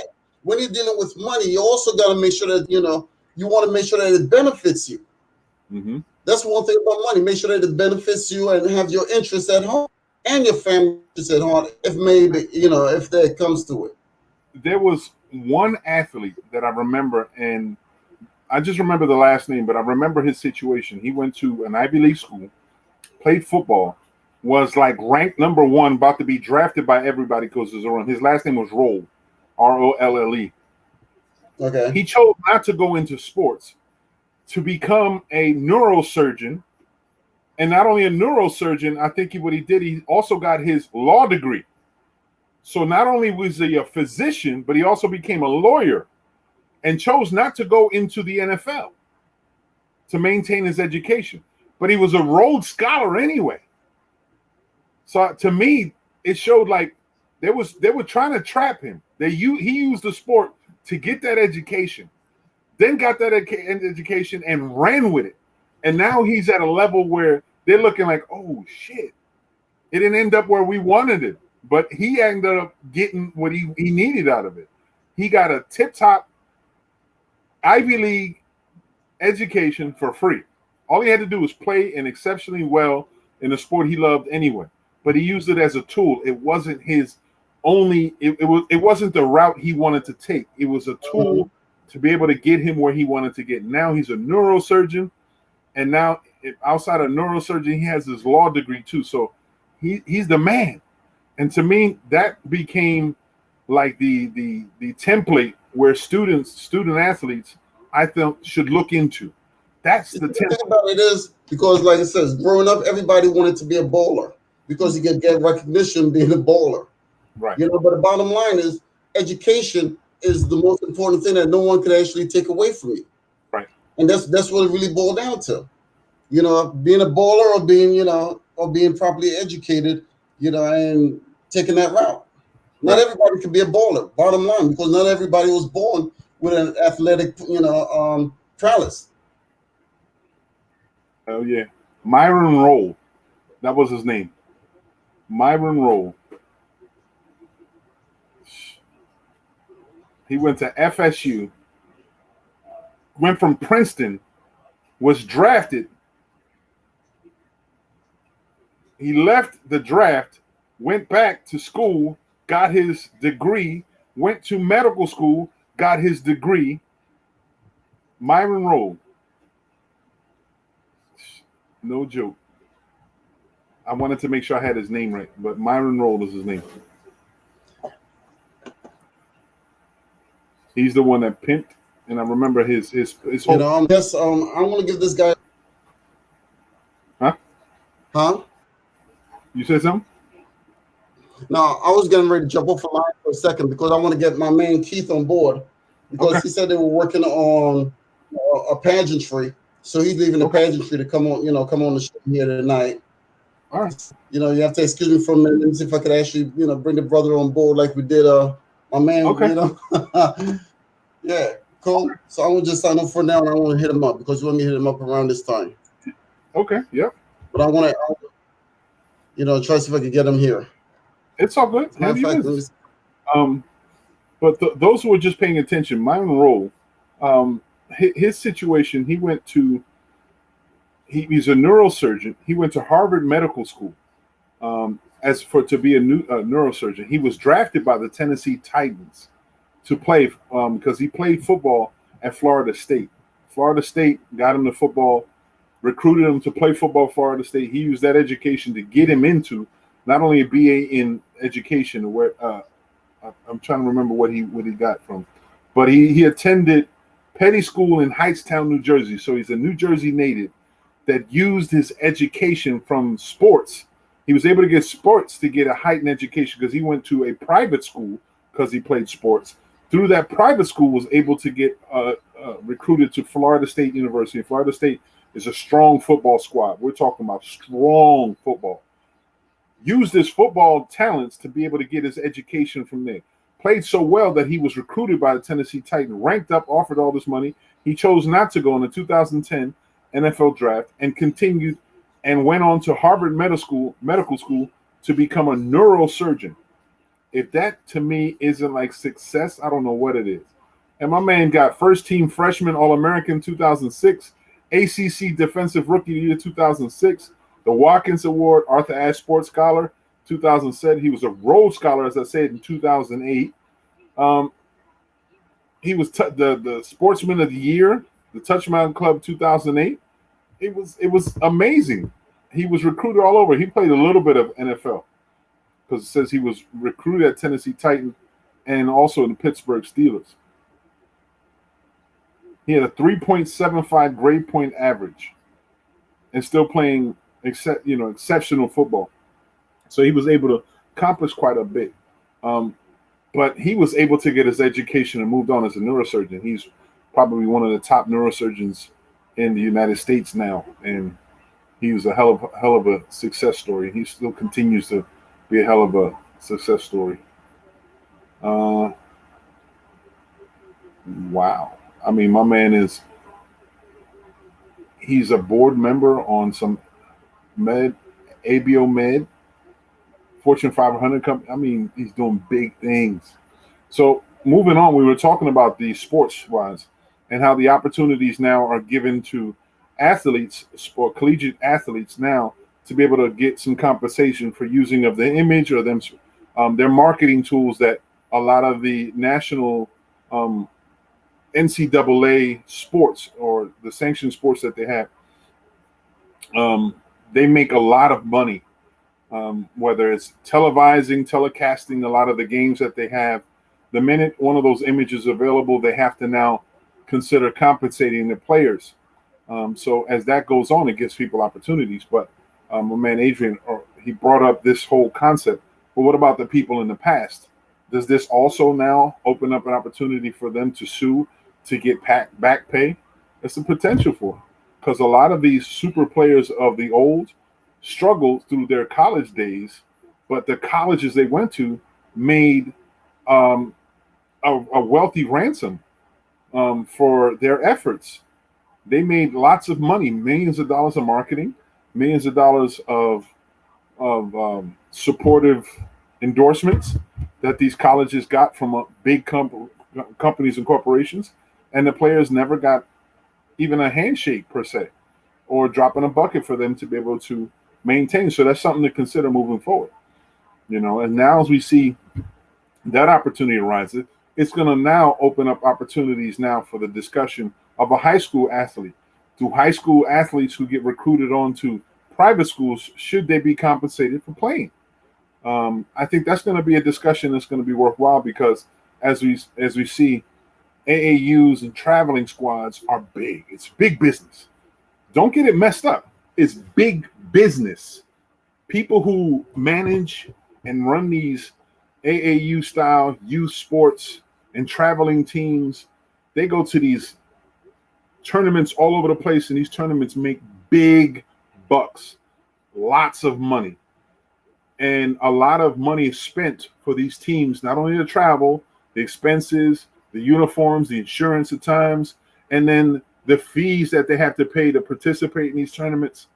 And just so in hoping that these players get exposure. These are scams, and it's a shame. And I say this because there's a great opportunity for a lot of these kids to get exposure that way. And there's no question. I'm not even trying to downgrade or speak bad about that opportunity. It's sad that they have to go to the extent for them to be able to be seen, to get exposure, for them to get some value for their excellent play. But when it comes to youth sports, there's millions, if not billions of dollars spent on youth sports. And youth sports is something that it's a big business. And some people try not to work into that business, because in doing so, you also now have to step away from the adult-only things, nightclubs, alcohol, that type of stuff. And you have to now expand on restaurants that are family-friendly. You got to have housing that are family-friendly. You have to have entertainment and tourism value that has family-oriented resources available for whoever travels. So that's a lot more obligatory. Or do travel teams. I've seen tennis travel teams.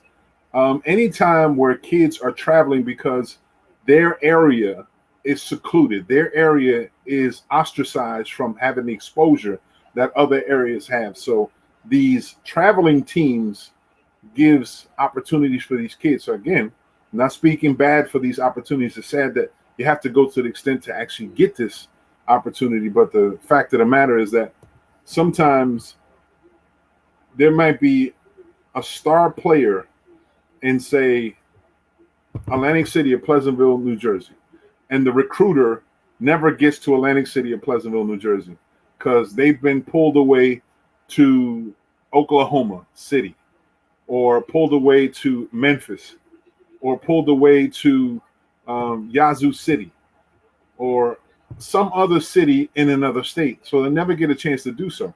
However, if you have a tournament of champions somewhere else in the nation, and you're recruiting players from all over, and you're marketing to all these recruiters that you're going to have the best of the best from the nationwide, it makes it easier for them to want to go to a tournament like that, because they don't have to travel as much. They'll have all their options, and it'll be a large array of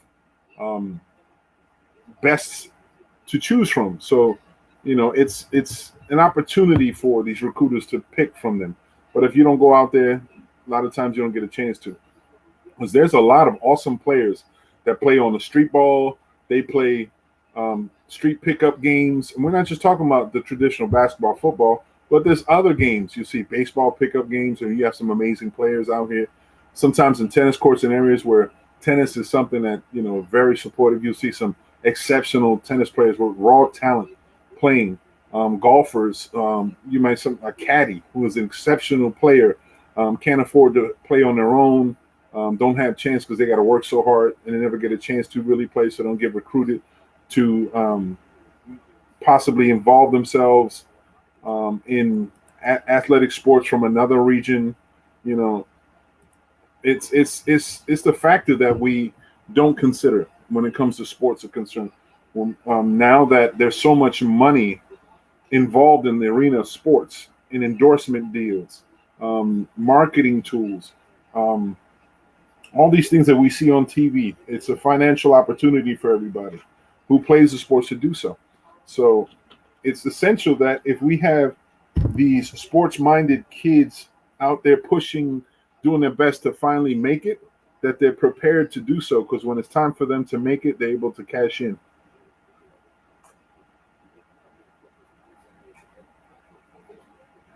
Excuse me, y'all.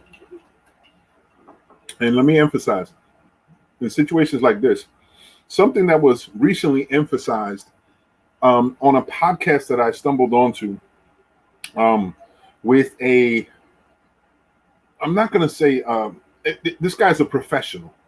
I can't remember his name, but I was just listening to a conversation that they had industry. And this professional, this long-term professional that worked in the entertainment industry, basically broke it down. And he kept saying he heard something that someone else said. Please go back to that discussion because people need to know that.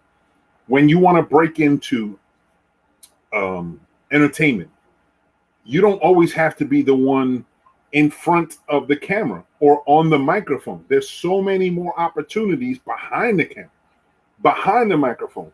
Same concept when it comes to sports. You may not be that stellar player on the field, but there's so many supportive jobs and opportunities around the field that can garnish a very good living, if not exceptional living, because of your necessity. You're an expert, physical therapist, needed consistently when it comes to sports. Massage therapist, needed, sports. Publicists, needed, sports. Agents, needed, sports.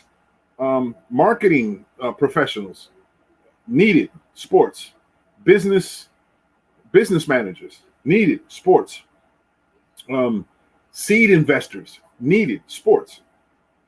All these individuals in there, makeup artists, because it depends, sometimes it's makeup artists involved, personal hygiene professionals, barbers, roving barbers.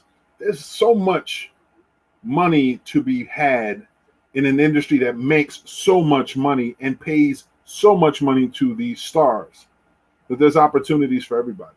So if you have a love for a sport, look into opportunities around that sport, because you never know. Matter of fact, I just recently saw something on social media that raised my eyebrow, like, yo, that was cool as hell. Someone had passed, he says, did you know that a floor sweeper, a person that mops up perspiration on a basketball court, makes up to $70,000 a year?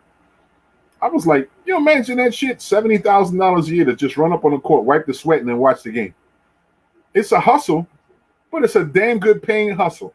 And if you're working for a corporation, like, say, Phoenix Suns, and I just say it highlighted because there's a local person that I went to school with who recently started working for the Phoenix Suns in their payroll department, and I'm so happy for her. I mean, she's a beautiful human being, and she was able to get this job with now the Phoenix Suns are in the finals and potentially could become champions, and she's part of the champion team. But she works in the back of the house. She works in payroll. So very important. But would she ever think earlier on that she'd be working for the Phoenix Suns? Probably not. But there's a support team behind these businesses around sports. So it's opportunities for many, many people out here in the arena that you might be looking into. So consider that. Don't always consider being in front of the microphone, in front of the camera, on the basketball court or the football field. Don't always consider that as being the sole opportunity that you're really hunting for. You could be better suited to be part of the support team in the background. You could be an exceptional litigator and become a lawyer and quote unquote sports agent of multiple people, defending their rights, making sure that they get their worth and value. And you're making a ransom. You're making a king's ransom, helping these individuals get their share. So you'll be working in an industry that you love, mastering, using your skills that you've acquired to be able to do that, and you'll be chilling. That's a good hustle. So if you're interested in sports, do that. I think it's a great opportunity for you. And let's try to promote that in our youth, because there's so many people I've seen, so many kids. I've worked, in essence, I'm 51, so I'm talking about 30 plus years working in and out of youth-based organizations, working with kids, And I've seen so many kids who truly believed in their hearts they were going to be the best players on the planet. And they had opportunities, they had ability, they had raw talent, a lot of them. It's just life got in the way. Either they lost the passion to play the game, or they got involved in things they didn't want to get involved in, or they shouldn't have got involved in, or they had to reprioritize things, or playing wasn't as important as working a job to be able to support their family. And it became a dream deferred. And we see so many people with dreams deferred. Don't let the dreams in our youth and our young people die. Don't let that inspiration in them die. Help mold it, help guide it. Everyone these days believes they're a good rapper. Everybody's a rapper or some, or fashionista, or this way and that way. Everyone believes it. And let's be honest, some of them can't rap themselves out of a damn paper bag, but they believe so. But what if you promote that maybe you can be a different type of rapper? Master the word, understand it, become a publicist. You can get paid off of being a ghostwriter. You can write music for somebody else. You can get paid having someone else sing your song, and every time they sing it, you're getting paid for it. You can be a publicist. Anything that you wrote down and somebody else is singing it, or it's mass duplicated somewhere else, you can pay for it. Or you're making sure that the artist that you support is getting paid for it, and you getting a bit of the payoff. So there's opportunities all the way around. We just have to be able to promote these opportunities in our young people, even for people who are, I guess, in their prime age. Let's say the older people like myself, duplicated somewhere, but in their prime age.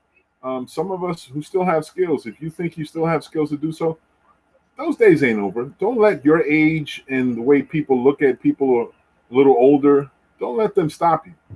Because the truth of the matter is that as long as you got a heartbeat, you got an opportunity. As long as you got air in your lungs, you got an opportunity. Don't let ageism get in the way.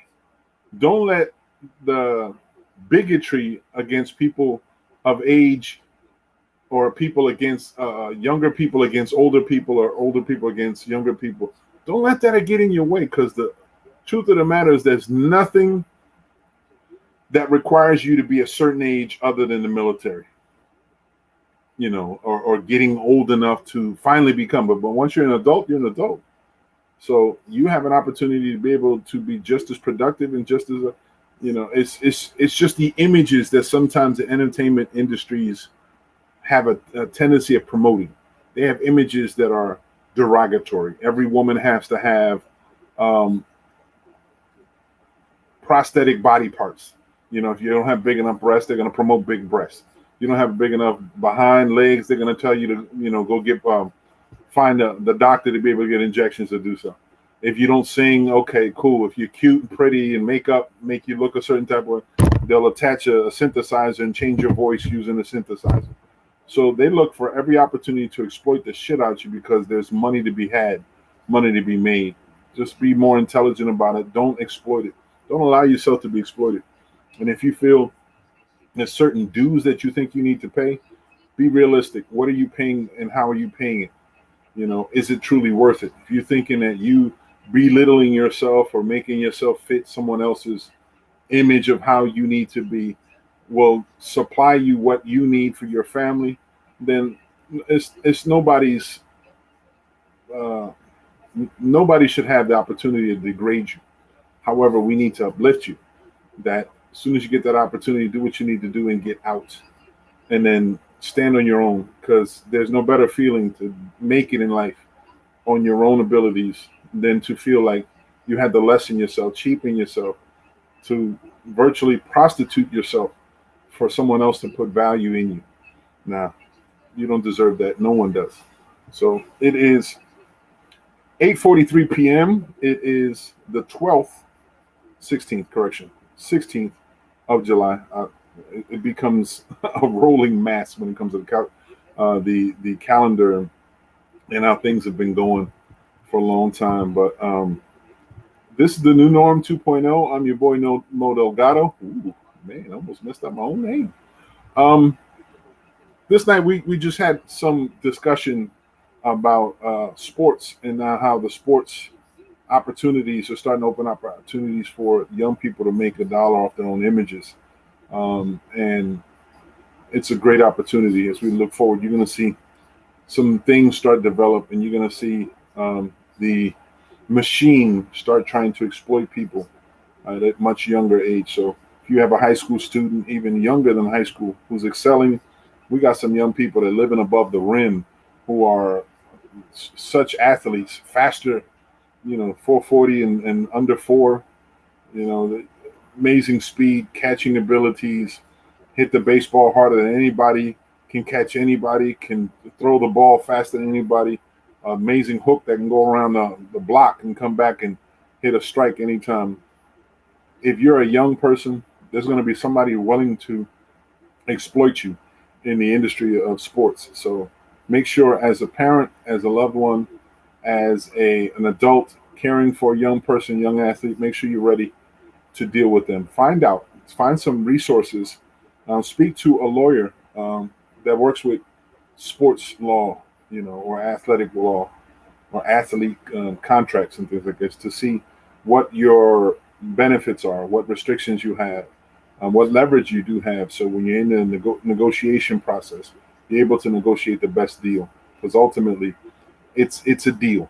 They're going to want something out of your child athlete, but you have to make sure that you put value of the child athlete over their product or their profits. What you can get out of it. You can get a free education, get a stipend, make sure you can live, steady income for an extended amount of time, then negotiate what it is. And there is no request is off the table. So just keep asking for it. So I wanted to touch up on something furthest from the discussion right now, because I think we didn't touch up on it earlier, and I was trying to allude to it. There is civil unrest in Cuba. The country of Cuba is facing a revolution per se. The hardships being had by the Cuban people have gotten them so overwhelmed and so aggravated of the way the country has had, that they're basically revolting. They're now standing up against the coup per se, or the regime that has been over Cuba for so long. People are complaining that there's no food, there's no job, there's hardships. They have to wait a month to get food. When they get in there, it's limited what they can. The incomes of the jobs are not as readily available as they need. There's an emphasis on exploitation. There seems to be the government, again, this is third world countries, their government exploiting them, making millions, and their government, their president, is using America as a scapegoat. America's the reason why this way and that way, it's the embargoes or what have you. Because when Barack Obama was president, he lifted the embargoes that were had on Cuba. Cuba's embargoes were at the time when we still had the oppositional status with Russia and Cuba, because they were the communist countries and they were in cahoots one another. So America during that Cold War, then they felt, that they've always had to be in opposition. So they created a coup. No, there was no opportunities for Americans to go to Cuba unless you had authority from the FBI to be able to go there. It made it very difficult for Cubans to be able to visit their family members, let alone send them food and medical supplies back home. It was impossible to do so. So President Obama saw the opportunity of uplifting these embargoes and gave Americans an opportunity to visit Cuba, and having Cuba to be able to benefit off the tourist dollars and the economy that was starting to go. So there was some embargoes lifted. However, when 45 came in and he created a whole new boogeyman concept, he put them embargoes back on Cuba. So now the discussion right now that's being had is Biden, the request of the Cuban people are requesting that Biden lift those embargoes, basically taxing all the imports that are coming in from Cuba. Anything that's being imported from Cuba coming into America is taxed like crazy. So they have to pay exorbitant amounts of fees to get their products into America. So that puts a hardship on the people. A lot of the industries, a lot of its agriculture and things like this, they depend on the American consumers to be able to buy their products and travel and medicine and different businesses that maintain. Cuba is actually the home base of one of the world's best medical schools, and it's produced a lot of brilliant doctors and researchers around the world. But they created a system where whatever education they got in Cuba was not accepted here, because what they did over there is they worked with things in a more holistic fashion. They used more natural remedies, using nature as a source of a solution to an illness, or things that weren't necessarily processed or synthetic. For them to be able to get the accreditation that they deserve, that's equivalent to their nation here in the United States, they have to meet FDA, Federal Drug Administration's, their regulations on how to use synthesized drugs and to always go and use big pharma. So that was the dilemmas also. And that's one of the reasons why Cuba wasn't able to get a lot of the medicine, quote, not quote, specific of this pandemic, the vaccines. Cuba, like South Africa, like Haiti, were deprived of vaccines. One is because they couldn't afford it as the country. There wasn't enough resources to them to get the vaccines necessary, enough to be able to give to all the people who considered that country their homeland. So there was dilemmas in that. So Cubans here in America are pushing to see what America can do. First off, to lift the embargo. Secondly, is to help with this civil unrest going on in Cuba. Cuba has been communist for north of 70 years now. First, it started with um, Fidel Castro, and then he basically gave the rights of rulership to his brother, and they ruled it as a family for over 70 years. And there was a lot of hardships being had. Before that, it was a lot of nonsense because of the rulers, and I can't remember his name at this moment in time, but um, that country has suffered a lot of civil unrest, a lot of hardship, a lot of bigotry, a lot of systemic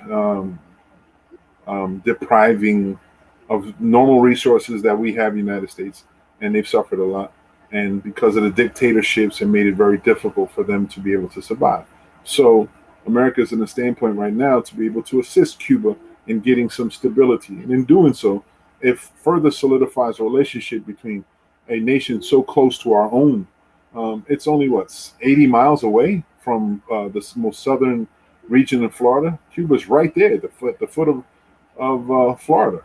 So, it behooves us to build a better relationship as a nation with Cuba, because they offer so much more. They offer so much, and I'm hoping that it can be had, because what's going to come of it, as if the civil unrest continues going, you're gonna see a major militarized function swarming the people, and the people are gonna want to leave the island. So you're gonna see a parade of boats and barges coming from Cuba to South Florida, and America and Latinos in America are welcoming. We're always considerate of others and their struggles and what have you. As you saw that in videos that you saw with Dominicans that were running from the Dominican Republic, landing in Puerto Rico, the shores of Puerto Rico. The Puerto Ricans consumed them, just take them in, and whatever hardships they were running from, they're coming into the United States. We open our doors, open our homes, open our hearts. You're welcome to come. You're here, your family.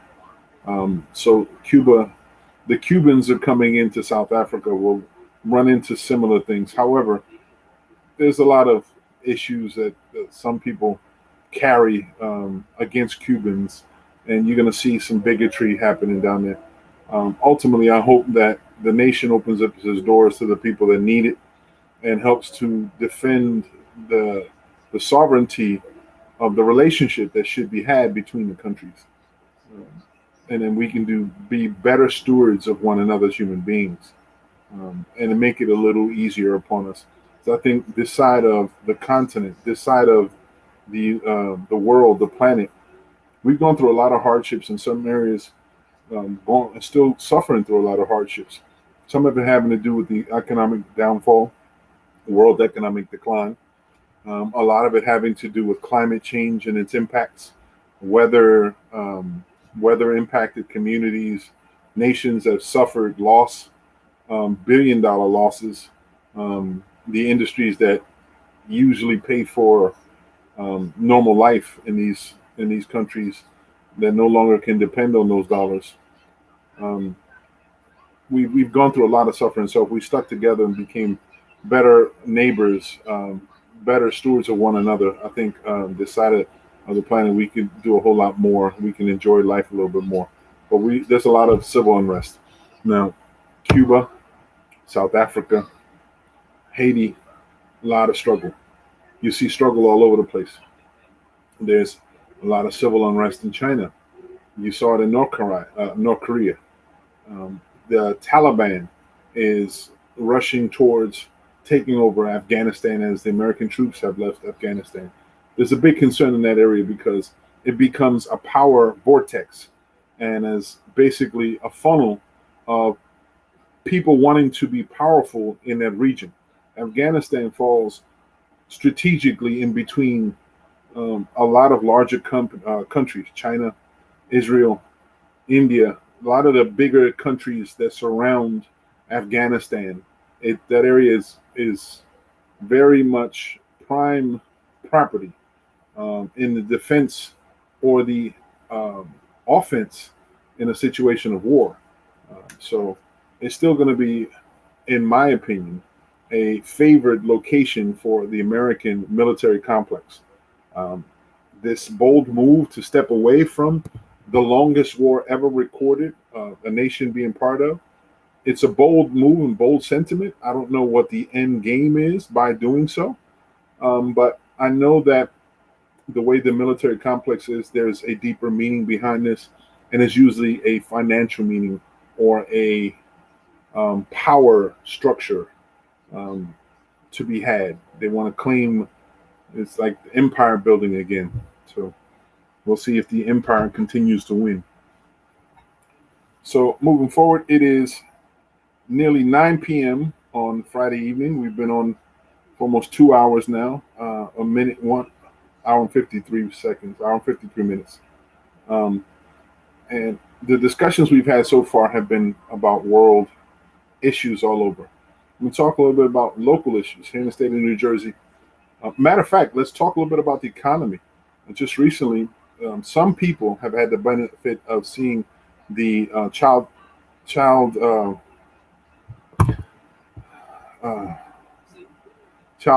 Oh god, as I'm trying to remember the phrase, I'm going to go back and start another discussion. The person in charge of the Federal Reserve went with the Secretary of the Finance of the federal government, basically discussion about the inflation.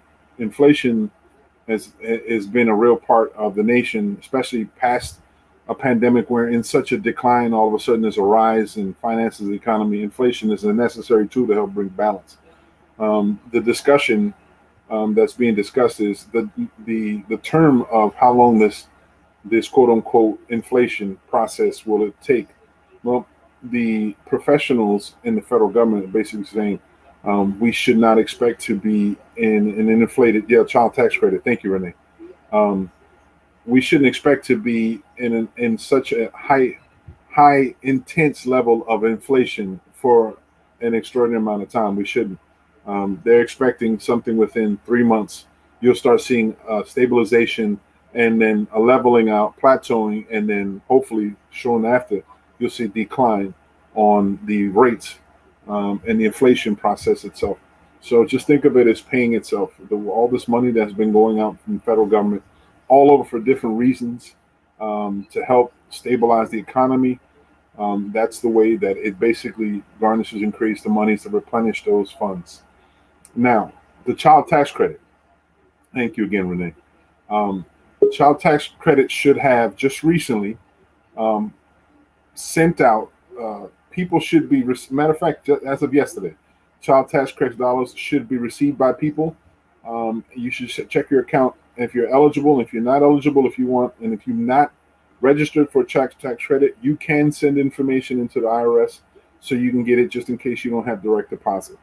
So that was that discussion. Let me welcome on. Seems like Brother Keith Hodge. Welcome to the show, brother. Okay.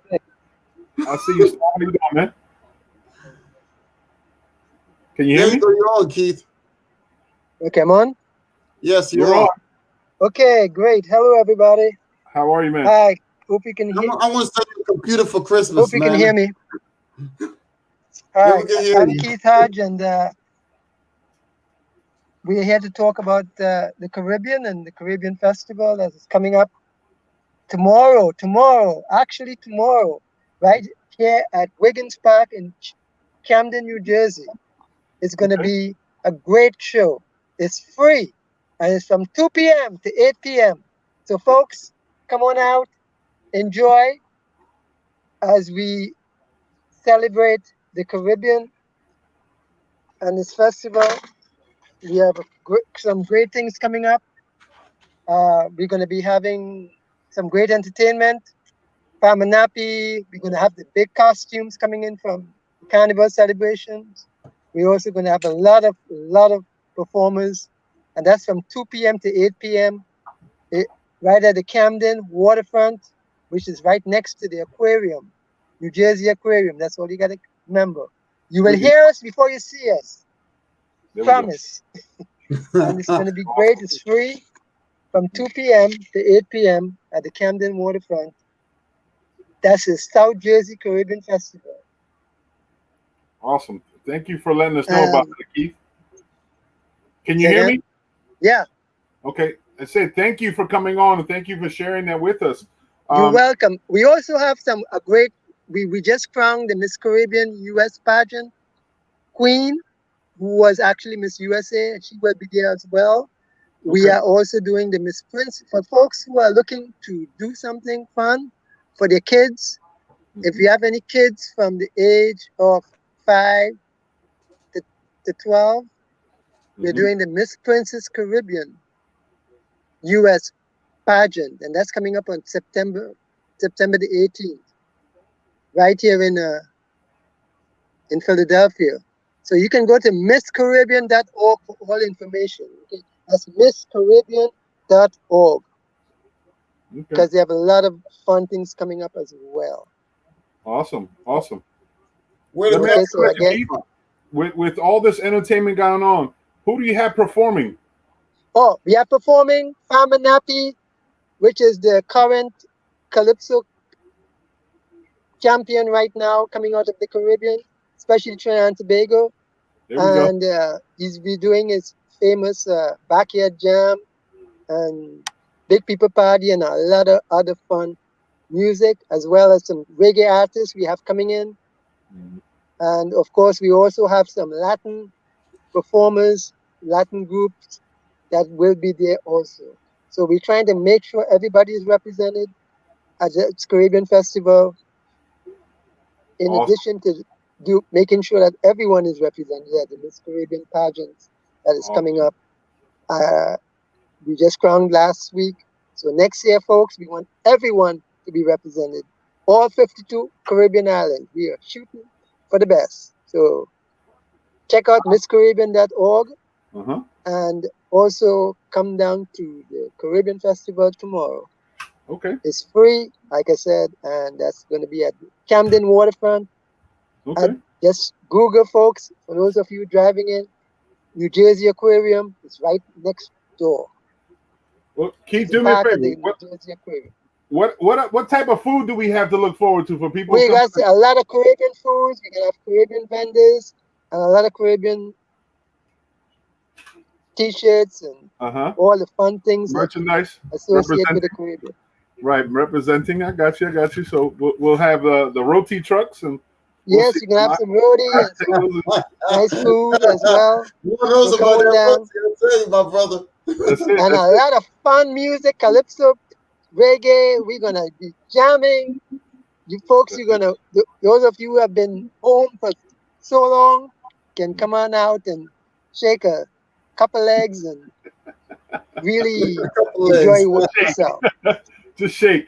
It's something that I just heard you say, which I thought was essential.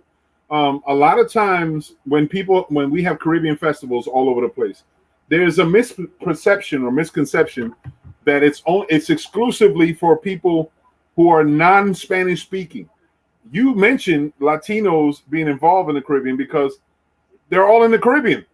And don't forget the French so groups. many different languages and people from all over the place. So it's really exciting to hear the inclusion because absolutely, we're all from the Caribbean. The Dutch, the French. Yep. It's all inclusive. That's and right. we got some great things happening in the Philadelphia area coming up, folks. Listen out for it. We have an all Caribbean event next summer. It's going to be great. It's going to be awesome, and we will include everyone. Awesome. We just had a Caribbean festival here. I didn't hear a whole lot about it, and I didn't see the marketing. Sad to say, I wasn't able to attend. But I look forward to attending tomorrow. To coming out. Okay, yeah, I know you guys in Atlantic City have the Atlantic City Carnival, Caribbean Carnival coming up next week as well. So okay, but either which way, there's room and chance for all of us to have a good time. So absolutely. We all work together. One Caribbean. Let's all make it happen, folks, and let's really good. The costumes. Where are the costumes coming in from? Because you mentioned costumes at the top of your conversation. Where is it coming in from? Say again, please. You said the costumes, you're going to have costumes. The costumes are coming in. Okay. Normally, this weekend would be Baltimore Carnival, Caribbean Carnival. Since they're not having any, they're coming down with their costumes. Okay, so big costumes, small costumes. It's going to be great. Okay, that's something to look forward to. That's essential. Absolutely. And of course, the steel band are going to be here. Philadelphia Band Stars are going to be jamming. There you go. Adrian's going to bring his steel band. He's gonna make sure he got his his drum. Yeah, but we're gonna make sure that Mo gets one of those rotis going. You know what I'm saying? Of course. Absolutely. Of course. Yeah, my people represent every which way. No doubt. It's good to hear. Again, look for me. I'll be on stage. I'm Keith Hodge, and folks, we will look to have you come on down. Give us a wave when you come. I was there a few years ago. Let's make it happen. I was there a few years ago, and it was really enjoyable. I had my sister, with me in the whole 9 yards. It was really enjoyable. When they had Allison Hinge there. And, yes. And this time it's Farmer Nappy. If a lot of people are not familiar with the name, they could actually go. If they're not familiar with the name, they could go to YouTube and pull up the guy's name, and you will see the actual video there. Absolutely. So actually, just type in backyard jam, and you're gonna be jamming. Exactly. So it will give you some kind of concept of exactly, because the guy is a soca monarch. That's right. Not calypso. Soca, totally different. Yes. Totally different. Not the same. Yep. A soca monarch rather than a calypso monarch. From Trinidad. That's right. So either which way, it's music from the soul. So exactly. It's all good. It's all good. You enjoy yourself. Even though one derived from the other one, but it's definitely soca. Escape the rain. Soca's a lot more energy. So we keep it going. It's like a workout. It is. Workout. Yes, it is. So get it. So all of us old heads that might want to say, if you get the 5 cent, 10 cent dollar. Yeah, that's ready. Exactly. Get ready. Just get ready. All right. Do yourself. Exactly. There's a soca right there. Exactly. Yes, sir. Exactly. Again, thank you all for having us on and letting us know let you know what's happening, and look forward to working with you again. You guys have a fabulous weekend. Look forward to seeing you tomorrow. Thank you, Keith. Hey, Keith, and let's make this happen. Now you know how to get on here. I don't have to stay as long as I was. That's right. To get you we'll be back. Good. Save the link. Awesome job, guys. Yep. Continue success, and we will. Everybody stay safe. You all. We intend to. You might see us with a camera or two, so we might be videotaping, and next week we'll show some highlights of the show. Exactly. There you go. Before you wake go, up everyone to be able to go. If you have a website that you'd like to let everybody know so they can visit, so they can see them. Okay, we South Jersey Caribbean Festival is one. and of course the Miss Caribbean page, MissCaribbean.org as well. So South Jersey Caribbean Festival.org. Yeah. Okay. Yeah. All right. So it's all one And of word. course, South Jersey Miss Caribbean. Caribbean, Okay. MissCaribbean.org as well. Okay. So you So heard it here. as we go forward, but please do invite us back so we can let you know exactly everything else that's happening. Yeah, we want to. We want Keith, to. And we look forward to that. you're part of the family now. So Yeah. All you- right, you- awesome. you're part of the family, brethren. So no A matter lot what, of come back. this cultural stuff tends to slip by us, and we don't even know it's happening. I That's know. right. Don't We forget have- to bring your flags, we have- folks. Let's we have a shake up the platform place here. and make it That's happen. right. We have a platform here to share information, and we don't even know some of the stuff because you guys don't ever let us know what's happening in the community. Now we the know. whole Well, we point will of sharing. now. Sharing is caring. We're connected now. We're family. Exactly. So it's good to hear. Keith, we will see you tomorrow, brethren. Yes, you Gotta will. make sure we Awesome. bring our Blessings, flag. everybody. Yeah, Blessings. Adrian's gonna bring a Be short safe. You can do it. We have a good Stay time. well. Take care. Peace. Take God bless care. you, brother. All right, thanks for coming on again. We're out. Thank you, man. All righty. Thank Thanks you. again. God Take bless. care. All right. Bye. It's good to have Keith on there, man. It's good information. Yeah. If you've never been to a Caribbean festival, or if you've never been around and saw the energy involved, if you're not one that likes to really enjoy stuff and energy and stuff, then you don't need to go. Energy is electric. This is not for you. You know what I'm saying? A Caribbean festival is electric. There's a lot of energy. We A lot let of them know when the Motown song come around. You go to the Motown show with Fauci and those guys. You know what I'm saying? no, it ain't a place to chill. You will definitely be tired as hell by the end of the night. After all the dancing, you can't help it. It'll move you. It'll gravitate you. Once you hear the soca sounds, and traditional soca is going to pull you back in. There's a lot of energy into it. Yes, It's it a is. lot of call and response. It's a lot of love right there. When you feel all the Trinidadian love, the love from Tobago, Yeah, you know, you feel all that. Barbados, Yeah. All over from Montserrat, from every island out there. You see how people love one another and show love. So if you do have a chance tomorrow, come on out. The waterfront section of Camden Wiggins Park, 2 p.m. to 8 p.m. tomorrow. South Jersey, as he said, most importantly, it's free. So you have no excuse. Go out there and enjoy yourself. It's free. Exactly. So take that trip up to the expressway, go up to the Camden, go up to the waterfront from 2 p.m. to 8 p.m. The only probably issue you're going to have is try to find some parking. So if you want to avoid it, take the bus or train or whatever the situation and walk your ass down there. It's going to be a good time. But he said it. You'll hear it before you see it because the music's going to be loud. All the people in there. The steel pan, the steel drums, you have the costumes, you have the food, the whole 9 yards. And you're going to see lots of costumes. When I say costumes, lordy. Yeah, I think we outdo the mummers. Let's look at it that way. The mummers got nothing on us. Nothing. Or nothing on us.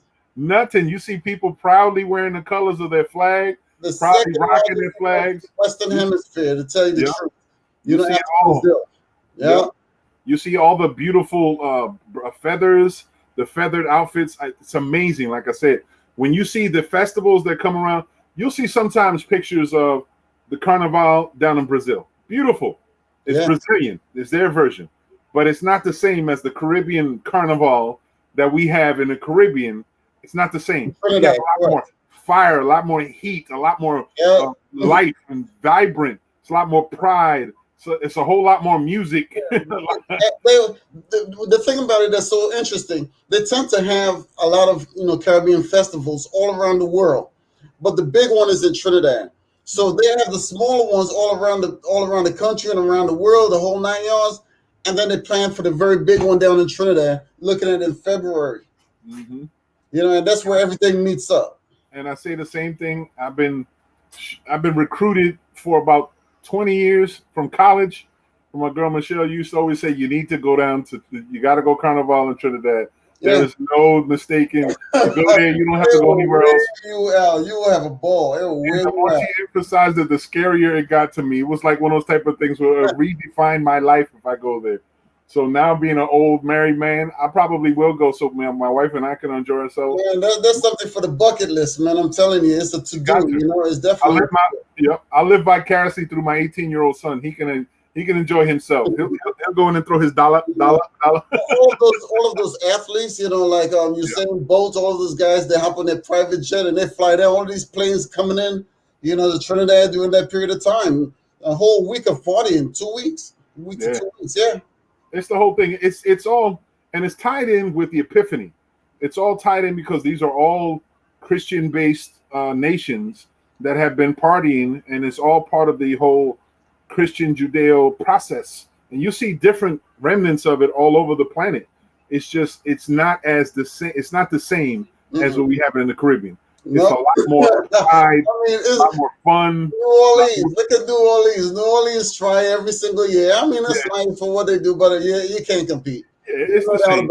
Then New Year's Eve, the mummers, New Year's Day. I mean, can't compete. Can't compete. You know what I'm saying? And they know that because they tend to go down to the islands to get some of their ideas also. Yeah, they do. Yeah, that's what they get. The largest. I know the one. There's one. I can't remember the name of the company from Philadelphia that go to Trinidad and they go to it's like the biggest company in the world to make parade regalia, and it's in Trinidad, and they ship stuff in, and it's beautiful because they use the vibrant colors and ostriches, plumes, and stuff like that, and they make life like if you ever see some of the floats in the Carnival in Brazil, they are amazing. It's the same quality, if not better, in the Caribbean when it's done like in Trinidad. You'll see some of the floats, amazing mechanisms, animation, the storyline behind it. But it's more vibrant because it has a lot more music components. We have these are drum, they're steel drum schools competing with one another. Yeah. Oh, that is awesome. That's awesome. You can pull that up on YouTube. That's awesome, man. I'm telling you. A lot of energy. Kids, the whole 9 yards, yeah. Yep, a lot of energy. So as my son will be working and my wife will be working, I might have to escape. I might have to go escape. Don't worry, I'll be up there because my people are like all I have to do is to say the word and everybody's in their vehicle heading in that direction. And that's what it's about. Hey Mo, they'll forgive you, bring them back some food and stuff. You'll be good. Bring my flag. Exactly. My flag and get my joint on. Yeah, definitely.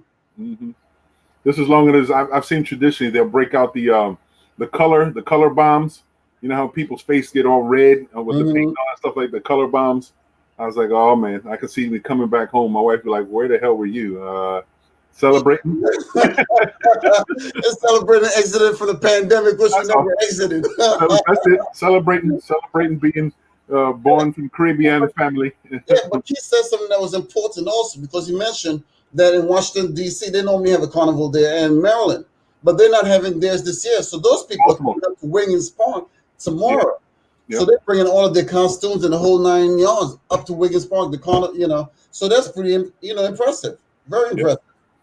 And if you haven't paid attention, Wiggins Park is pretty big, and it's set up for a lot of fun.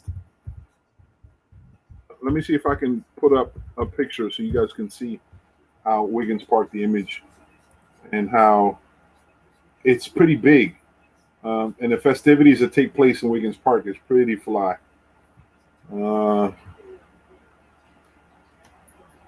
Yeah, I'm seeing a whole bunch of stuff. Let me pull up one. I think Keith also mentioned there's one coming up in Atlantic City next week. I think that might be the 24th. That's the Atlantic City Carnival. That's by my friend Anthony out of Philly. So I'll try and see if I could touch bases with them probably next week, Friday. Yeah, because that's the one that catches people off guard when they come into the city. They do it real big. They do a pretty big job. All right, damn it. That guy Keith, he puts on a lot of events, man. I'm telling you, in Philadelphia and the whole 9 yards. Yeah.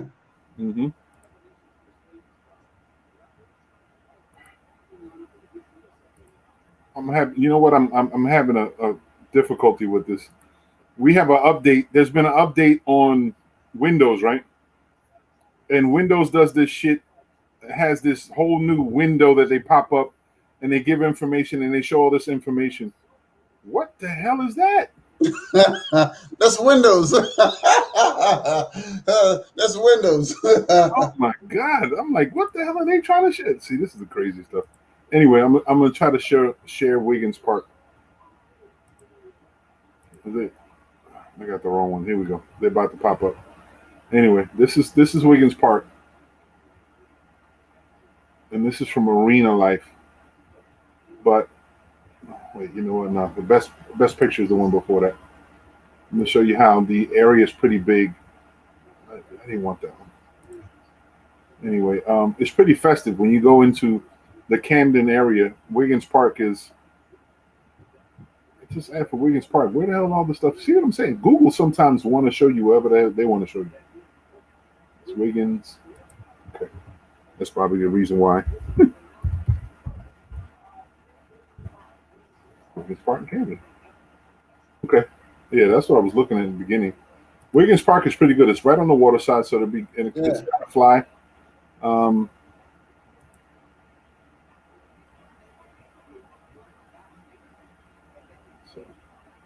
you see some other pictures of how Wiggins Park is, and it's right adjacent to the Camden, the waterfront. So you see festivals.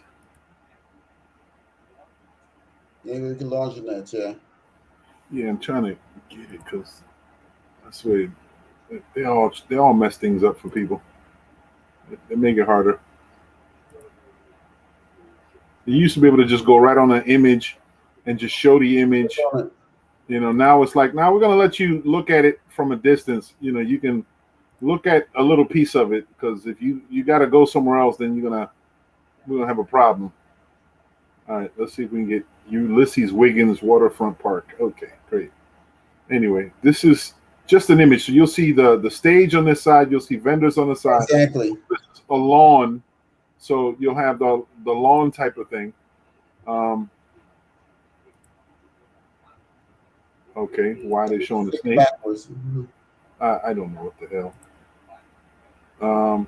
You'll see right there next to Wiggins Park. So what the hell? See, this is why people don't go to Wiggins Park, because you're not marketing Wiggins Park the way you need to. This is a real pretty area outside of Wiggins Park.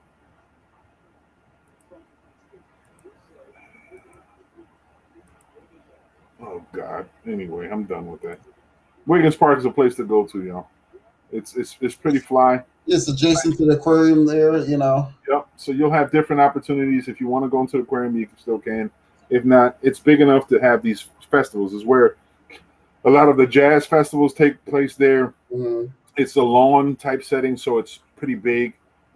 Because it's Caribbean Festival, I'm pretty certain the entire walkway, which is like a waterside walkway, from one side, which is the parking lot, to the farthest end, which I think is the military house that shows the maritime things.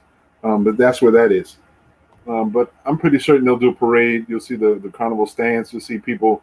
I forget what you call it when you did the dance. You get one person behind the next person. What, a line dance? Yeah, well, basically, that's what it is. Yeah. You'll see a lot of that. So somebody might snatch you up and pull you behind them to dance. You know, they want to pull you behind them to do something else. A lot of stuff was outlawed down in Trinidad, so you don't. Just to give you a heads up, okay? We don't do that anymore. All right. So no, no, just for your safety.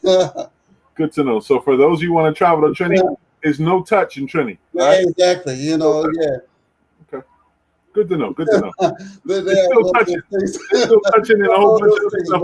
But before the pandemic, they're like, oh no, that's too aggressive. You know what I'm saying? Yeah.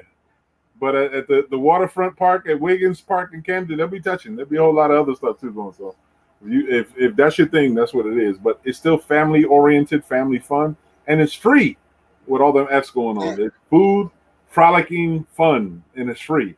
You bring a camera, you know, you take a lot of pictures of a lot of the costumes because they're beautiful. Yep. There's no doubt about it. Very festive. Very. It ought to be a good day too. If I'm not mistaken, the temperature is going to be in the 90s, so you'll see a lot of bodies sweating. Yeah, I normally get up there around 4-ish or so, you know, so that things cool down a bit, because between 12 noon and 3 o'clock is like the hottest time of the day. So you want things to cool down a bit. Yeah. Let's see, but So it goes until from 2 to 8, so which is pretty good. well, let's see. I might sneak up in the earlier part of the day. It's right when the oil is clean, and get myself some roti. Oil's clean. Yeah. But that ought to be fun. I look forward to that. It's good to be able to explore cultural things, man, because that's what we need. That's what I like about living near big cities and stuff like that, because you'll see more cultural events. A lot of people complain about Atlantic City doesn't have as much culture. One of the reasons why we don't have it because we don't support it. A lot of times you'll see events that come into town because it's not marketed. And I think we talked about this before.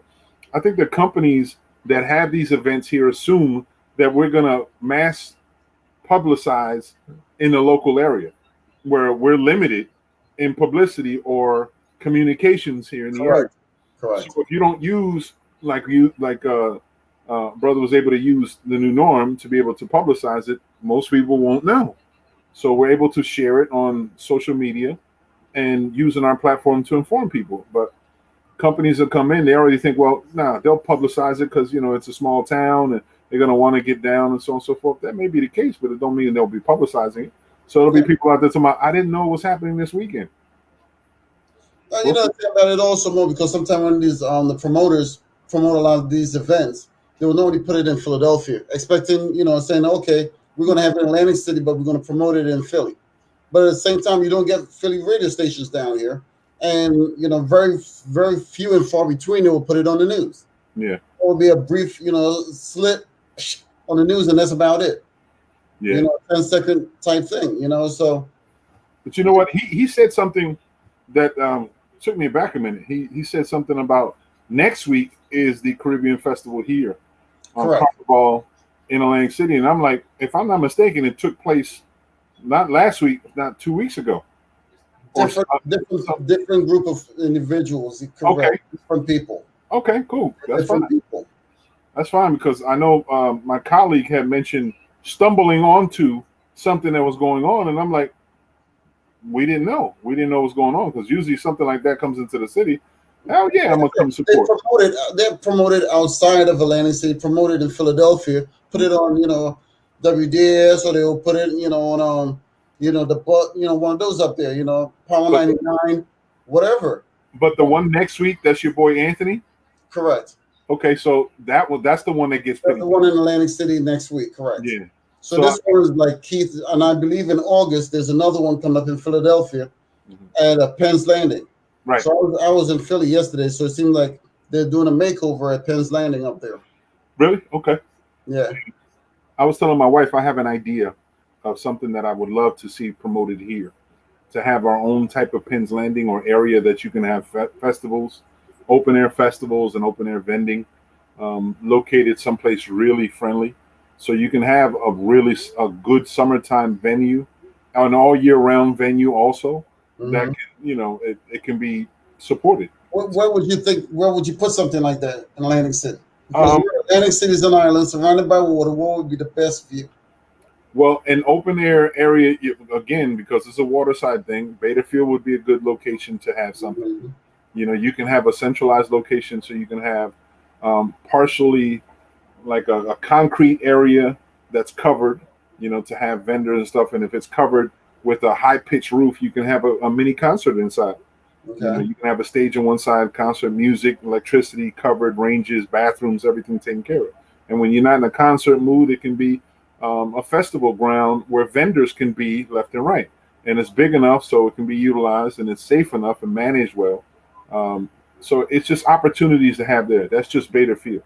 In addition to, we haven't had a pier built in Atlantic City in so many years. I think it's time for us to go back to the ideas of piers. I think the way the casinos have been taking over the boardwalk, it wouldn't hurt to have an additional support system. I know the Schiff brothers own the middle pier, and the middle pier still has good bones. The building still classic and stuff like that. There's no reason why we couldn't put additional funds into making it like a Penn's Landing, making the We that said middle festival. pier. We said middle pier because I'm familiar with going pier. I'm familiar with steel pier, the Right. former Ocean One pier. Those like the only three. That's which one are you talking about? Steel pier or which Uh-uh. pier? When you The say middle pier, the middle pier is off of Tennessee, in between Tennessee and St. James.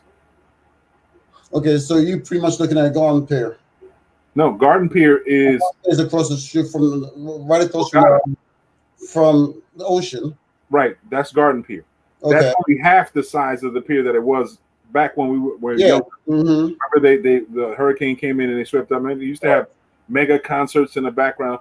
If that could be utilized because I think, if I'm not mistaken, I think there's still some contractual discussion being had about ownership. I don't know. I think that's So needed. the guy that owns Showboat owns that. Yeah, Gladstein. Yep. Mm-hmm. So I think they're still in negotiations about that one. However, the other pier owned by the Schiff brothers is the middle pier. The middle pier is right where where the Casino Control Commission is? The Okay. arcade building. Yeah, I know exactly where you are now. Okay. The arcade building right there. It has the facade of an older time frame because it has it was an older building. The front facade was part of the older parts of Atlantic City. So That's it's Central Pier. right. Central Pier, middle pier, right. Hey, see, I know the old school names for that. That's the reason why. Okay. All right. So, well, that one, still has good bones. You can probably build on it more, take it out about a good 50, 60 feet out, spread it out, make a concrete foundation, the whole nine, and you can bring out that whole situation, or you can create it so it's set up just for a festival. You can have a festival on there, and it can basically utilize that whole area because there's parking right there. It's open to both sides. It's in the middle, so everyone can see on both sides of the boardwalk. So it's an opportunity there. And because there's a lot across the street, you can build something that's on the boardwalk and build a bridge off the boardwalk right there to expand it even more so people can have a real good time. You can have a walking bridge over top of the boardwalk, so you're walking past it and be like, wow, you're having a good time, and you still can see everything that's going on in this festival area, but you're not impeding on traffic. It can be a whole lot of cool things that can be developed on there. But those are the main two areas, I think. And in addition to, it's always throwing a lot more opportunity and development in Gardner's Basin also, because Gardner's Basin is still probably one of the better locations to have amphitheater, to really build up an amphitheater so you can have some outdoor concerts. Partner with the Kutcher Foundation or the Kutcher organization.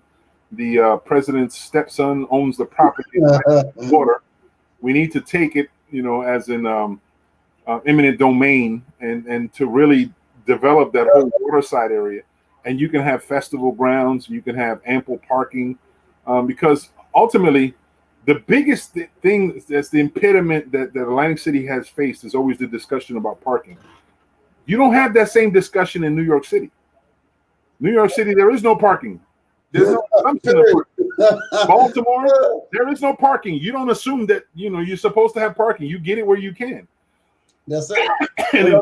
Without getting towed, because I got towed in New York one time. Right, you get it where you can.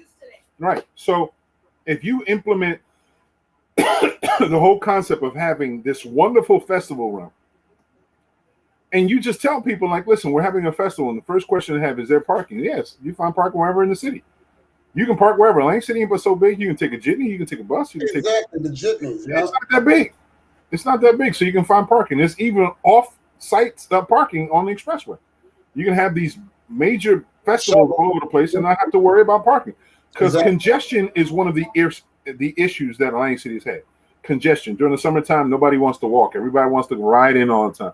Plus the images that's always been from the casinos, trying to make sure that people come directly to the casino and leave out to the casino because they don't want people to see the city. That's the problem right there by itself. That's the problem, because all of the casinos want to work individually instead of working collectively with the cities to actually bring about more events. Yep.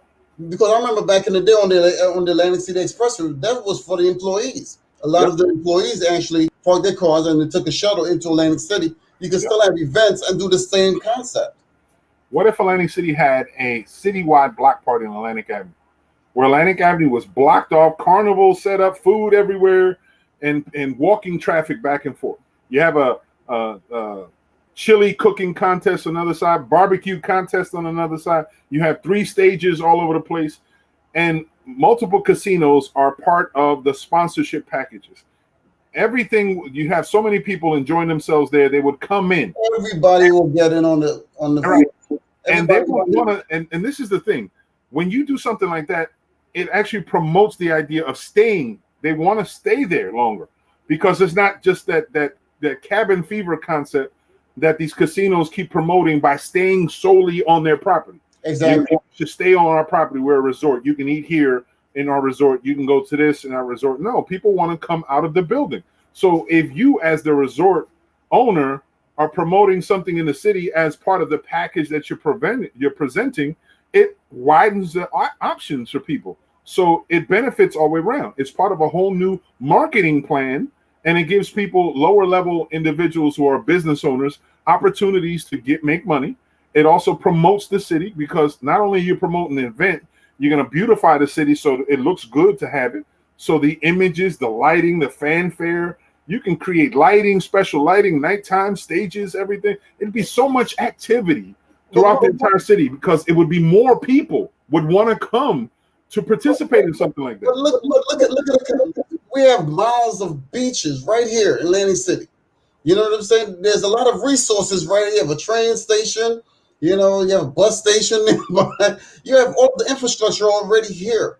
Mm-hmm. But you want people to just stay on, you're not going to advertise anything other than your particular casino property, which is ridiculous. Right. Because in Vegas, they all work together. Right. Because they know that everybody's going to come to Las Vegas, and that was the main concept. Right. When they did the fireworks recently, my people is like, all of the casinos was, fireworks one after the other. Mm-hmm. And everybody was there. Everybody enjoyed themselves. And that's what it's all about. You're going to have to hire more cops. You're going to have to hire more vendors. You're going to need vendors. All of these resources you're going to really need. And everybody benefits from a situation like that rather than working individually. And that's the problem. You have beaches, you have the boardwalk, you have the vendors. All of the Atlantic City should be a serious major destination.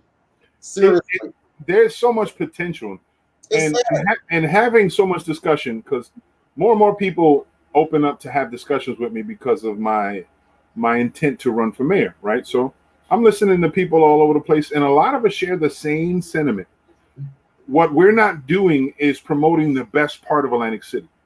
We're not promoting Atlantic City so the investors feel good about their investment here in the city and open up to options for the rest of the city to benefit from. At one point in time, casinos used to adopt the schools, and they would make sure the schools had the resources, beautification, whatever the city. They don't do that anymore. At one time, the casinos or the different bodies in gaming used to invest in adopting the streets. They don't do that anymore. You can guarantee beautification up and down to the casino, from the casino all the way down into the major thoroughfare, all the way through. And it would say sponsored by whatever the situation was on a sign, but the entire block was really nice. Imagine if all of them were involved in adopting parts of the city so they can help promote it and promote their facility or create it that way. They can challenge themselves, like, you want to have this, like, you have Ocean, the boulevard that they considered Ocean Boulevard. Okay, they put up these really nice lights. Lighting was a little different, but that's it. Even though it's different, but that's it. But what if they did something else? If they put palm trees, they put benches, they put other type of signage. If they colored the street, they colored the sidewalk. Community is basically what you're saying. Invest in your community. When you put these casinos, these mega structures, you became part of a community. Yep. You didn't ostracize yourself not being part of a community. You became part of a community, whether you like it or not. Right. You became a part of the community.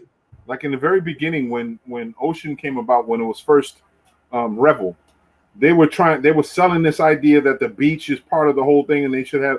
They were giving them the rights to have a Revel beach, and I'm like, hell no! It's Atlantic City beaches. Your casino, whatever the situations, you have that. The beach is not yours. It belongs to the city. It belongs to the people. We made it free. There's no way in hell you should own it. So but look what happened. they actually pumped a lot of sand and a lot of work, a lot of engineering into making that beach one of the most beautiful beaches around. Then right after, the storms came in and washed all of that sand out and says, you're no different from the other beaches. And that's what it really boils down to. But the thing was, they didn't pump any money. This was the federal government pumping money for the dredging. Exactly. Right, just to help with water mitigation and one of the issues. And they did so much. And just like you said, wiped it all out. And that's what happened to a major portion of Garden Pier. Remember how Garden Pier was like twice the distance? Yes. And Garden Pier was, I remember growing up, they had big concerts back there. Really nice. And Garden Pier caught on fire. It was Garden Pier that actually caught on fire. Yep. And that cut it down to that size. Yep. And it's sad, but that's one of the elements Atlantic City used to draw on, because we had piers that were large and long piers. We actually had residential properties on the piers. You had people living in a brick concrete home on the boardwalk on a pier. I think it's Commodore. I think the last person who owned property was Commodore. What's his last name? He had a big old white building, and it was near the central pier, and it was off of a pier. And he lived on the ocean side of the boardwalk in an actual residential building. There was a house built on a pier, and it was off of a pier. And they used the pier for something else, but then the pier burnt down and all this stuff, and storms came about, and it was no longer there. But you'll see pictures. And I don't want to say Commodore Barry, but it's Commodore something. But that was the last building. But there's opportunities that they don't think about. Like, they're only building casinos and facilities on one side of the boardwalk. Why not? Everybody's got a casino now, Mo. You know that. Everybody's got a casino now. Yep. You have, Philly Life. You have Sugar House. Everybody's got a casino now. What are you going to do to separate yourself from the rest of them? How are you going to break away from the pack? And you know what's crazy? When you ride by Philly Live, if you don't see the sign, you can't tell what the hell it is. I know. I noticed. Yeah. So what's the draw? It's not the facility. It's not the location. Sure as hell ain't the location. It's not the sports. So what's the draw? It's just the gaming. But so like I said, if you're promoting the same thing here. These bad boys got the beaches. They got the boardwalks. I mean, this is the first freaking boardwalk, around the world, right here in Atlantic City. So much excitement. And that's the thing. World famous boardwalk right here. What the casinos right here. What the casinos aren't investing in is a plan to make it more exciting. That's what they need to do. They need to bring excitement to the entire boardwalk. That means build little amusement attractions all over the place, have more musicians involved, have live concerts, correct, small concerts, and have some local artists also, because remember, you will draw the locals and you will also draw the people in. Of course, I mean that's it's a community, folks. It's a community. What part of that don't you get? That's essential. The convention center should be loaded with conventions every damn day. Yeah, every day the convention center should be loaded. The boardwalk should be loaded with so many different opportunities. Should be vaudevillian acts, whether it's contortionists, circus acts, up and down the boardwalk. Just go and traveling, making balloons, whatever the situation. All those different things could be had on the boardwalk, because the boardwalk itself, not only a state road, it should be an avenue of entertainment that everyone benefits from. Yeah, you want to come down to Atlantic City, and then when you go to Atlantic City because you had a wonderful stay, wonderful comfortable room at Ocean, you had a great food that you ate at Borgata, you know what I mean? You enjoyed the excitement of the table games at Tropicana. You're gonna want to come back, and you're still gonna do the same thing. You're gonna still spend the money, but you're gonna remember that you had a full experience. What they're offering now is a full experience. But no, you have the thing. The thing about it is they have the upper hand, but they just don't know it. Because since the economy closed down, everything closed down. Now everything is going to start to gradually work its way back up. This is the perfect time for them to get ahead of the 8 ball. Yeah. You see, and the bottom line, because if they lose it this time around, it's lost forever. Yeah. Everywhere you go, have casinos these days. They're popping up all of what's going to differentiate you from the others. The boardwalk should be magical. It's like Disney World. When you go out to Disney World, everybody sees, the kingdom, the whole 9 yards. Everything's like magical. The boardwalk is the world famous boardwalk. That should be, you shouldn't have Activities. nails. Yeah, exactly. You shouldn't have nails sticking out that when you walk with your flip flops, you can get clipped by a nail. Yes. You know what I'm saying? And the nail goes up your foot or whatever the case may be. Absolutely. That should And be, that's that's part of and the that's something infrastructure. and One. that's something I've been talking and saying, pushing for a long time, that if the casinos are emphasizing so much about the boardwalk, they need to be involved in helping repair the boardwalk. I mean, we've had funds to be able to replace wood, replace areas, and these funds seem to have vanished, used or consumed for other needs. So the boardwalk, if it's a state venue, state road tourism district, the state needs to throw money specifically just for the boardwalk. There's no reason why we couldn't repave it and do like Wildwood does, create a central line that has Exactly. concrete, so the tram cars can ride up and down that center line, so you don't have to put the weight on the regular wood, and then Right. the wood itself doesn't decay. There's so much repair that could be had. It can be beautified. It can be, if you use the petrified wood, you can have it colorized so it identifies the same color as you see on the game board of Monopoly. And then you can have the city break down in communities. Every 2 blocks is a different cultural background. You got Chinatown here, you got little Vietnam here, you got little Hong Kong here, you Yeah. got little Caribbean corner on this side. You have so many different identifiable communities in the city that's respectively honoring a culture or a country or an or area of the world, that you can promote in the world festival here in Lake City, the World Festival. Everybody from the Caribbean, is generated here. A lot of stores, a lot of restaurants can be had are there. You have the Persian Gulf, or the Persia, the Great Persian area, where you have people with their restaurants in that area. You have an area where you have Indochina, you know what I mean? You have those areas where you have Indian food, you have Asian food, Caribbean food, Korean food, Chinese palate, people like that, and businesses that promote their type of clothing and culture. It could be so cool. It could be so cool. It's a gathering point, because we have The thing people. about it is, Mo, also sorry to interrupt you, because even down in Disney World, they had certain particular parts of Love it. Disney World when I was down, and there would be different, just like you mentioned, Love different areas dedicated to different culture. Yep. And Atlantic City could actually have that on the boardwalk stretch. I mean, come on. Yep. There's a lot of things here that they could actually use. Yep. But they're not thinking outside the box. That's just the problem. When you sit in your ivory, tower, and you don't come down, you don't see how the locals or the regular people and what's going on down, it's going to affect your bottom line, whether you like it or not. Yep. It's going to affect your bottom line. It's all about dollars. That should make sense.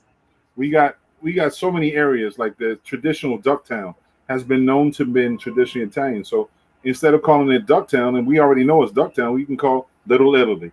It'll be one section, one area for Little Italy, commemorating the Italian presence here in Atlantic City. You had the inlet that had more Latinos involved. You can call it El Caribe, whatever the situation, to identify the iconic people from the community that were part of there. It could be so much had in the area. We can have the Renaissance, the Harlem Renaissance. You can call it the Harlem Square, around the Club Harlem area. Harlem Square, the Renaissance, Kentucky Avenue Renaissance, all those things. You can have identifiable markers throughout the entire city, identifies culture, people, and community. And it can give a sense of pride for the people. And it's also a marketing tool that you can market throughout the world. Because some people are travelers for gaming, and they will come here. Some people will travel for the beach, and they will come here. Some will travel for food, they'll come here. But what about the travelers that come for food and culture? There's so many more that travel for the food and culture.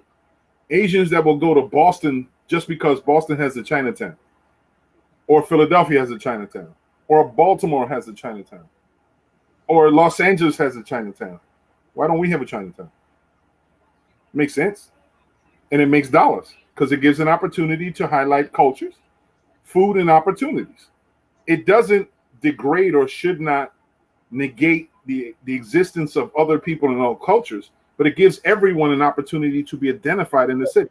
We're But not big, but we're big enough that we can identify people. But even look at Pacific Avenue, because I've been down to Florida numerous times.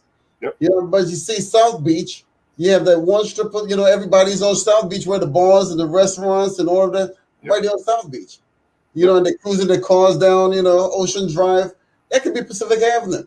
Yep. They have certain restaurants or whatever the case may be on the sidewalk there. Haven't I said that? If a certain time of night, Pacific Avenue, We have the capability of building a beautiful city from scratch here. This opportunity should not be lost, because if this opportunity has been taken away, shame on you. Bottom line, you've had it, because Vegas, at one time Atlantic City was the Vegas of the East Coast. Yep. Las Vegas or Atlantic City. There's 9 casinos here on this island, and surrounded by water. Vegas doesn't have water. That's all desert. But they make it happen there in that desert. More so than Atlantic City make it happen here. And when I go to Vegas and I come back here, I'm like, wow, they don't have this, they don't have that, they don't have this. This could be a freaking hell. My family even said this could be a hell of a town if they promote it right, if they invest in it. Because remember, you have to put in order to get back. Yeah, and it depends on the investment, because not everything in Vegas could work in Atlantic City. But however, we can learn from some of those things. Yeah, ideas. Like other areas, like in Disney, there's certain things that are exquisitely unique to Disney that would make sense here in Atlantic City, not in the same way. Like the parking facilities at Disney blew us away. Where you had the lights and you can see how many open spots were available, and you can tell. They have that in Vegas. In the garages, you can actually see on the 4th level. There are like 3 spots available. So you could go up there instead of circling the garage over and freaking over again. Right. Something that makes sense. And that's for the casinos, because they own the garages. Exactly. They need to have it. However, there's no reason why we couldn't, as a municipality, build 2 towers or mini towers, because now Surf City and towers and all that situation, but building towers or parking facilities to have that.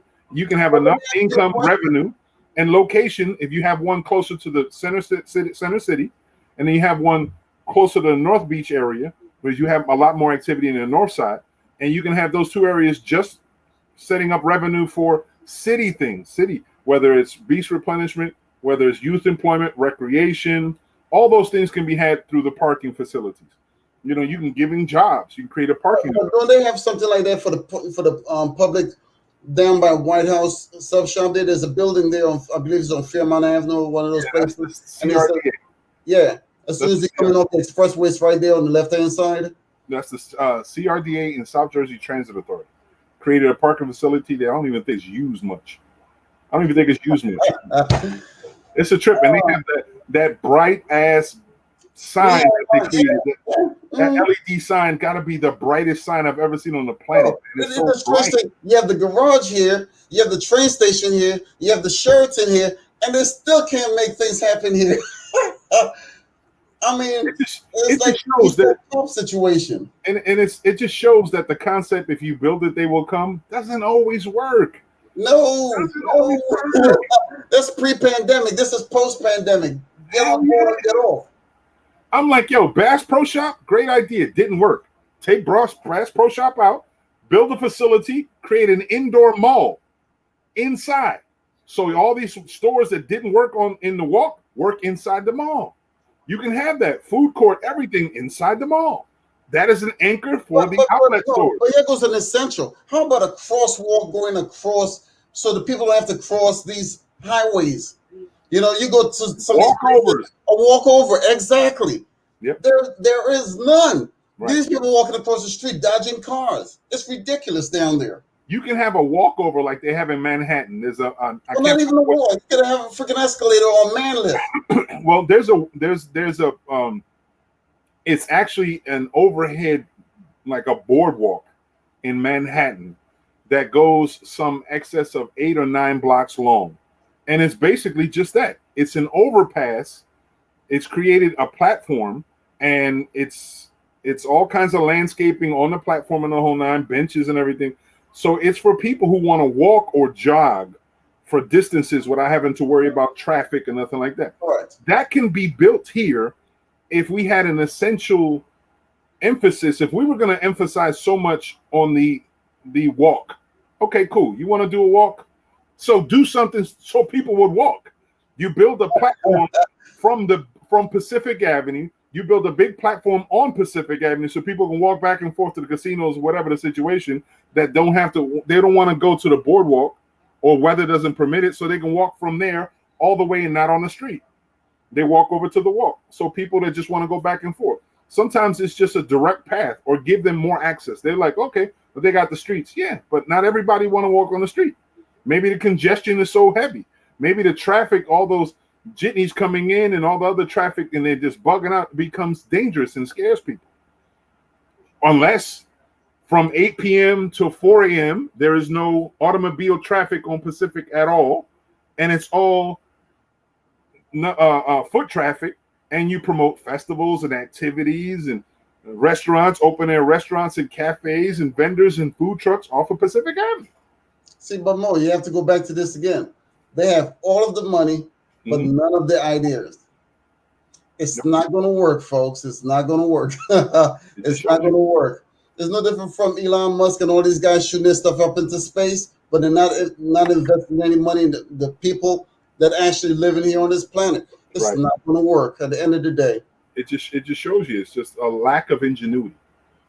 People like to rewrite the wheel over and over again, and they figure, and there's a concept in marketing, vanilla is good. Okay, cool. It's a marketing makes sense. Sometimes you build on an idea that's already been working on, but if you keep on reintroducing the same fucking idea over and over again, doing the same thing over and over again, expecting a different outcome says what?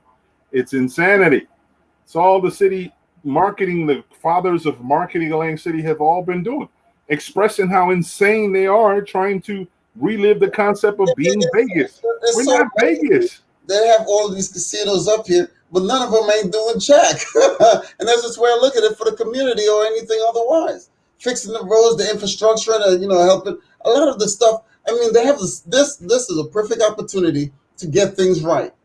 They're doing well, but not as well as they could be if they were involved in something like that. I was on right now. This is the time. Right next to Showboat, there's a circus. Right next to Showboat, there was a tent and there's a circus.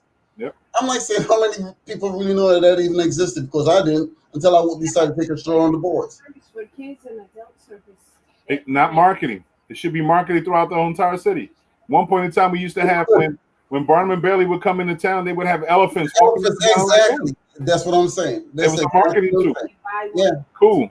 Why not? You have that. You have a go-kart rally down Atlantic Avenue instead of having Grand Prix racing like they have in Baltimore. Exactly. Grand Prix. You have a go-karts. You have go-kart rally that's 3-4 blocks long. No, even better. You could have a bike race from Albany Avenue all the way up to New Hampshire Avenue. And we've had it. We've had these long-term pave the roads, make marathons.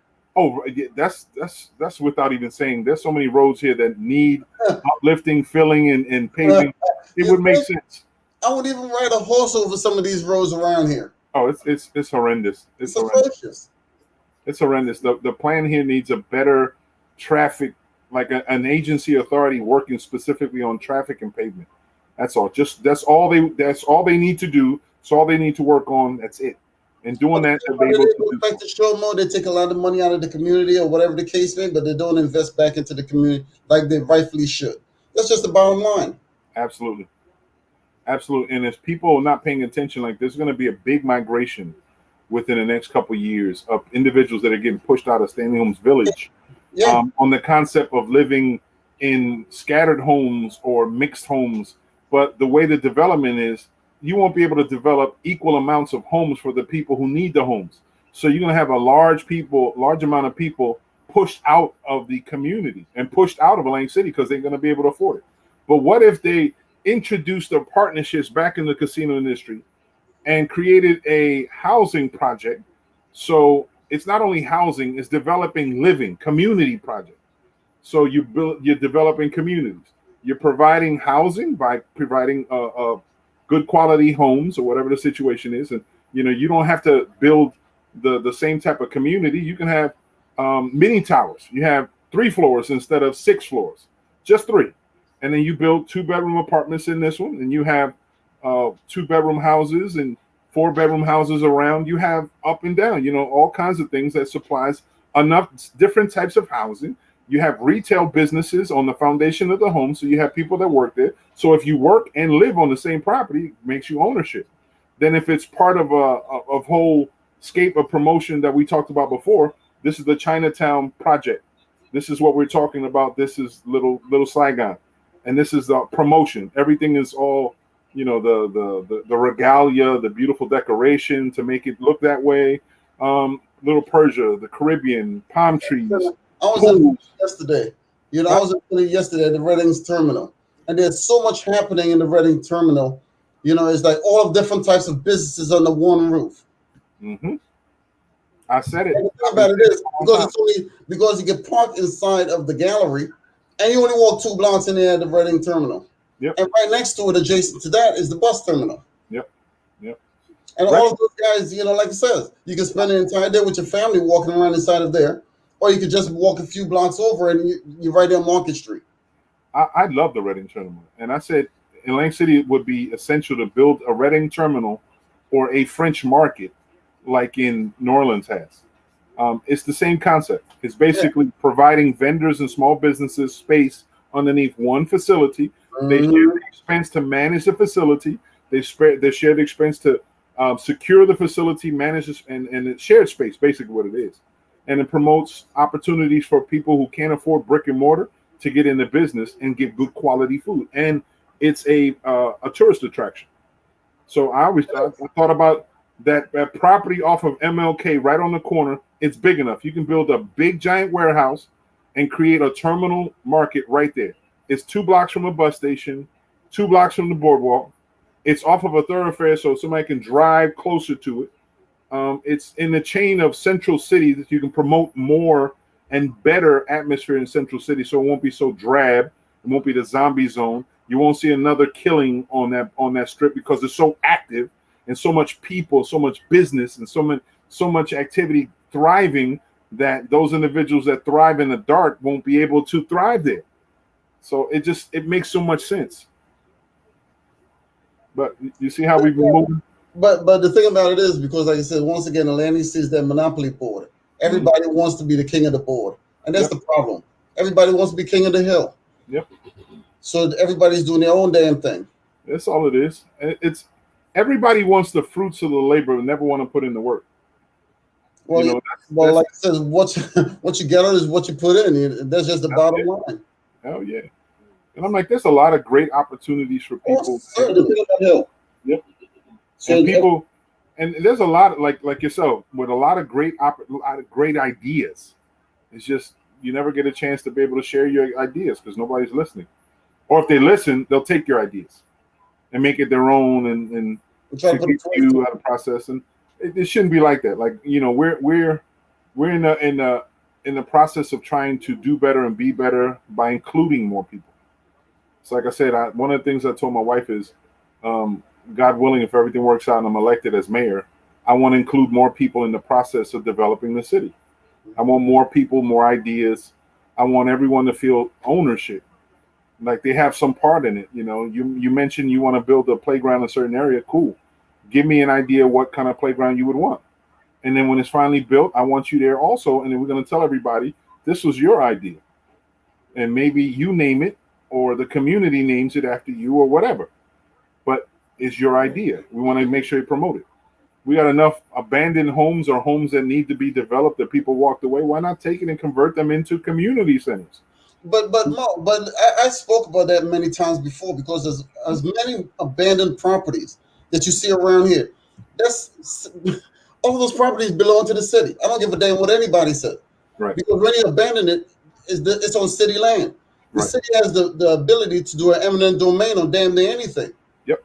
They have that capability because they're the ultimate landlord. Yep. They're the ultimate landlord owning every damn thing that's built from the ground up. They built, back in the day, they says, hey, everything from the ground up belongs to the bank and everything from the ground down belongs to the city. And so you're building on city property either way you look at it. Yep. So you have that capability of doing a lot of things. Look at some of the people that just, were incarcerated and they came out. They need jobs. This is a very good time to have these people learn about painting, plumbing, electrical, all of these things. Trades program. All of that labor could actually go into, fixing up some of these homes. All they really need is the material and someone to teach them. You have the labor there, and then you can actually use that labor, and then you can take the house and sell it. And when you sell it, you put that money back into the program, which will help build more and purchase more material. So it's a circle.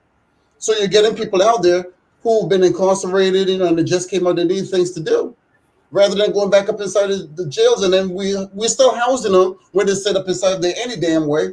So why don't we just put some of that labor to proper usage instead of just having them sit there and taxpayers are paying for it, and then everybody's complaining about it? Yeah. Imagine if we put, I say, 50 to 100 people who were previously incarcerated out, teach them a skill, put them on property, help them to build a facility that's going to be a recreation center. Build a whole entire facility, everything nuts and bolts in the whole nine. And in addition to create solar power opportunities with ergonomic, all the stuff that we need for solar power, rooftop recreation, all that stuff, and still give them an opportunity. Say if building trades is not for you and you are actually an undercover chef. Well, we have storefronts in that facility. We'll get you an opportunity to start your own business there. Mo, give you all the tools that you need to at least start it, and then help you manage it until you're good. And then once you're good, you're free. You give a man a fish, you feed him for a day. You teach a man a fish, you feed him for life. Yep. It's self-explanatory. It's not complicated. It's very simple, very simplistic.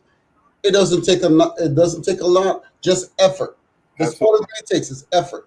Instead of giving one person, you put 5 people that are making $70,000. That's $350,000 in a year's time. Take those $350,000, change it into a program to help empower the people, teach them how it is. They, in essence, after about 6 months, can gain from what they've learned from a $350,000 investment. Can now each individual person can make $350,000 on their own. So that investment in the human being matriculated, and it's already multiplied 6 and 7 times over than your initial investment for that one person. I saw something like this in New York, because what they've actually done, this one guy who was incarcerated, he came out, he loved music, so he decided to open up a little music studio and start teaching the kids in the community and other people about music. And it became very successful. Very successful in music. Because there's an avenue right there that you could actually express yourself, because it's a form of art. You know, painting and drawings, music, these artistic things, people gravitate to what they really enjoy doing. That's just about, but they need opportunity. Absolutely. We even have a district here that they call it the Arts District. This is off of Georgia Avenue, where the theater is, and used to be St. Mike's School and all that stuff. That area is considered the theater district, or the arts district. So why not utilize, just like you said, that you have the garage that isn't necessarily used as good, convert 2 stories of the garage into usable space, and you can have music education, music teaching people to learn how to play instruments, teaching people how to produce and market instruments or music, to build it, production work, how to actually promote and have that whole funnel of music involvement. You have music education and music as a business. There's so much with it. It actually benefits the city, because if you have an ensemble of 15 people who learned instruments, then you have a free concert. Those 15 people give a free concert 2 to 3 times a year. It's free. Awesome. Vocalists, we have lots of people who have raw vocal skills, but it wouldn't hurt to have a voice school. We have someone with a studio that can teach them how to breathe better. But singing. Forgive me for a second. In this art district in Atlantic City, what does it display? What does it do? I like to know more. Other than just the name. That's it. Other than just the name. Well, you just can't have a freaking name. Right. That's just the problem. It doesn't work that way. You have to have something to back up that name. The only thing in Philadelphia, and you drive down Broad Street, there are a lot of You could go see shows there, whatever the case may be. I've been there to watch a Medea show, on Broad Street there. This is what I'm talking about. It's an The- art and entertainment district. You'll see arts and entertainment, not just a brick wall that says the art district and then call it a day. That's What- ridiculous. That's what's asinine. there, what's there is the arts museum, with the different arts on the inside. It's really nice. It's a really nice museum, smaller, but it's nice. It's really nice. It's a lot of nice art, a lot of African American history also in the back. But you have that. You have the art park, and then you have the Dante Hall, which Dante Hall is a small to medium sized venue, and they were having shows on a regular basis. So that was the concept of why they wanted to have the art district, because adding that to the central part of the district was like a marketing magnet for more population, more people in that area. Because if they go to, at one point in time, we used to have, well, now it's the only thing that's there is Chris, what's it called? Ruth's Chris Steakhouse. Mhm. After that, they can go over to Dante Hall to catch a nice little show, go over to the Arts Garage, and then go back into the casino, because that was the funnel of it. But you hit it on the nose. It should be a whole lot more available. It should Exactly. be really displayed art And I've and traveled around here entertainment. like But left they and right. don't.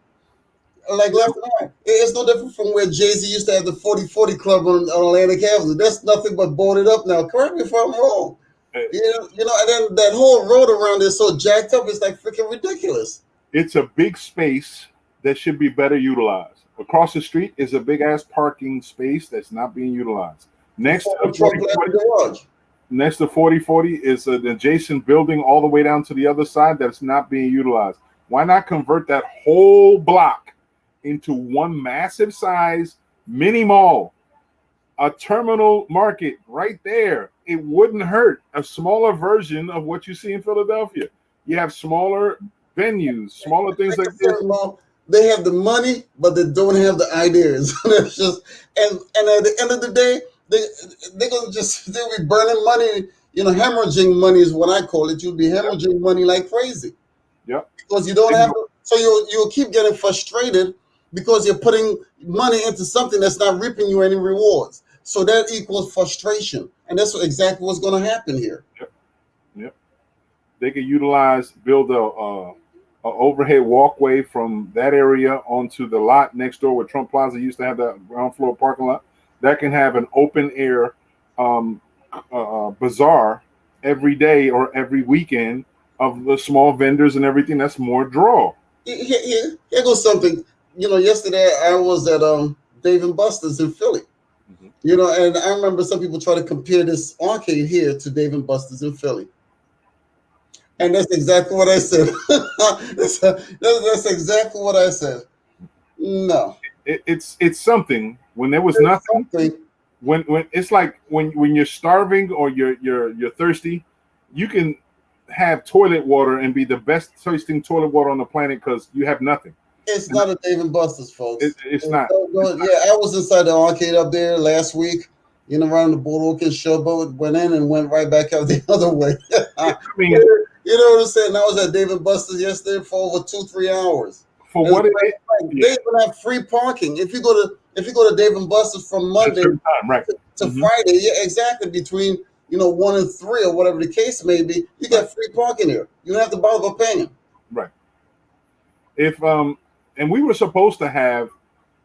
There's another company. I think it's called 187 or something like that. There's another company, 365 Live or something. It was another company that's supposed to come into the city that was Dave and Buster's on steroids, like galactic, digital, everything really cool. But CRDA, casino industry, funding, somebody always gets in the way. The fact that Blatstein was able to do what he did with, his property and build what they did, it's cool. It's nice. I'm not going to talk bad about it. However, there's room for more. There's room for better somewhere else. That can do well, but why not? Mid-City, Central Pier, across the street, boom, you have a Dave & Buster's. It's a draw. It's more family-oriented. You have variations. You have bowling, mini movie theaters, golfing, shit that's not available at anywhere else. outside of the other video games, and it's safe. It's a safe zone, parking and everything. It's some place that people can have festivals too on top of the building. You know, there's so much that can be had. This is the time to rebuild and reinvent Atlantic City. Yep. And I want to sit back and watch and see whether or not they take, the time to actually notice what's going on and actually build everything up, or just lose it it's going to be lost for many years to come. Right. This is your only time to get it right. And many people says, because of Atlantic City and, 2008 and the crash and the whole 9 years, all that stuff is behind you now. Yep. Come to find out, the month of June was a very good month for the city of Atlantic City. They made a substantial amount of money coming up out of this pandemic. Probably, April and May, they probably did the same thing also.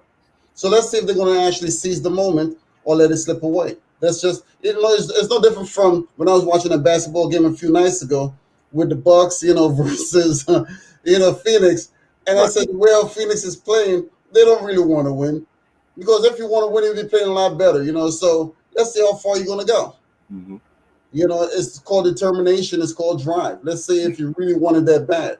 And the same thing goes for Atlantic City. You're going to have all of these other places that have real art districts, that have real shopping areas. Let's see how bad they really want to really fix Atlantic City up. I'm just going to sit back and watch. Yeah, there's a lot of potential, a lot of opportunity. And if it's just the same old stuff, the thing is, there's been opportunities that were exploited. People took monies and they promoted this pipe dream and never did it right. You have to partner with credible sources, credible developers, credible people who manage businesses like this, integrate your dream or your concept with their efforts and their abilities, and then make it happen. Because you said it, we're right in a renewal stage. We're basically hit the reset button, and we had a good opportunity where everything is going up. This summer season has been fairly decent, really well. So it wasn't like last year. Last summer was a really terrible for boardwalk vendors and so, because the weather wasn't always good. We've had a lot of good days for the summer, so people on the boardwalk should have made pretty good money so far, and I hope they can continue making good money.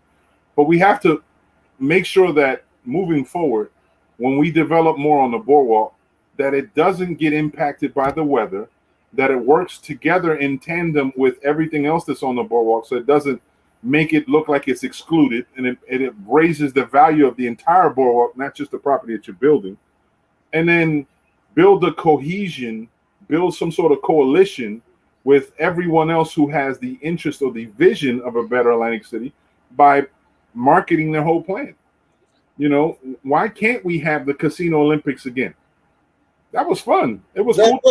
That was fun. Yeah, I remember those days. Correct. Yeah. Why you remember a lot of the casinos used to take pride in their employees.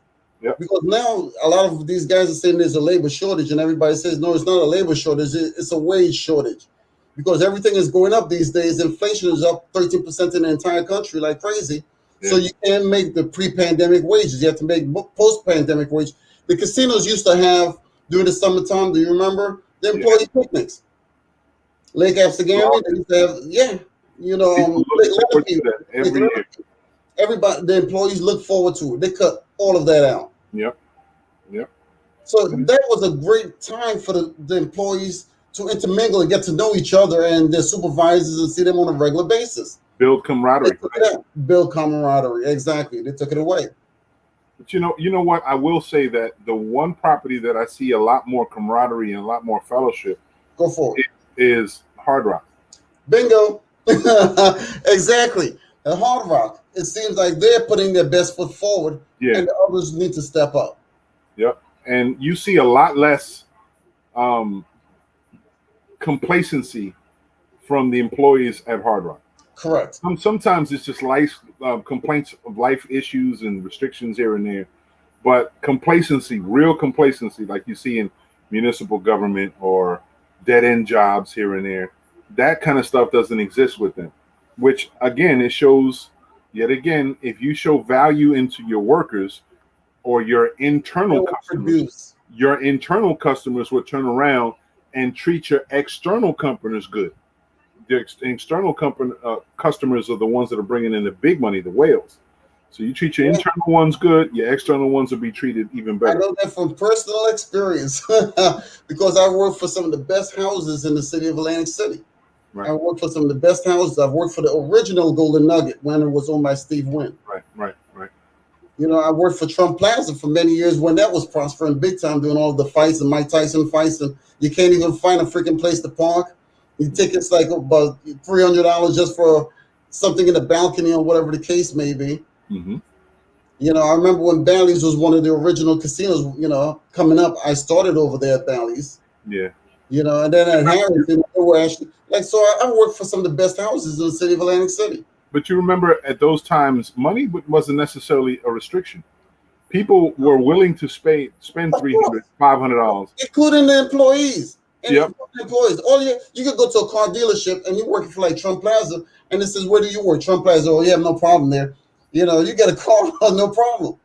Yeah. You know, and we're not talking about a hunk of junk either, because some of the guests actually was saying the employees at Trump Plaza had some of the nicest cars around.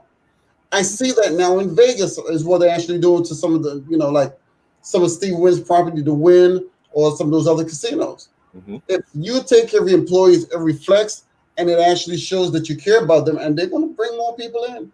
Right. People are connected to people. It's part of the human chain. Yep. And it's good marketing.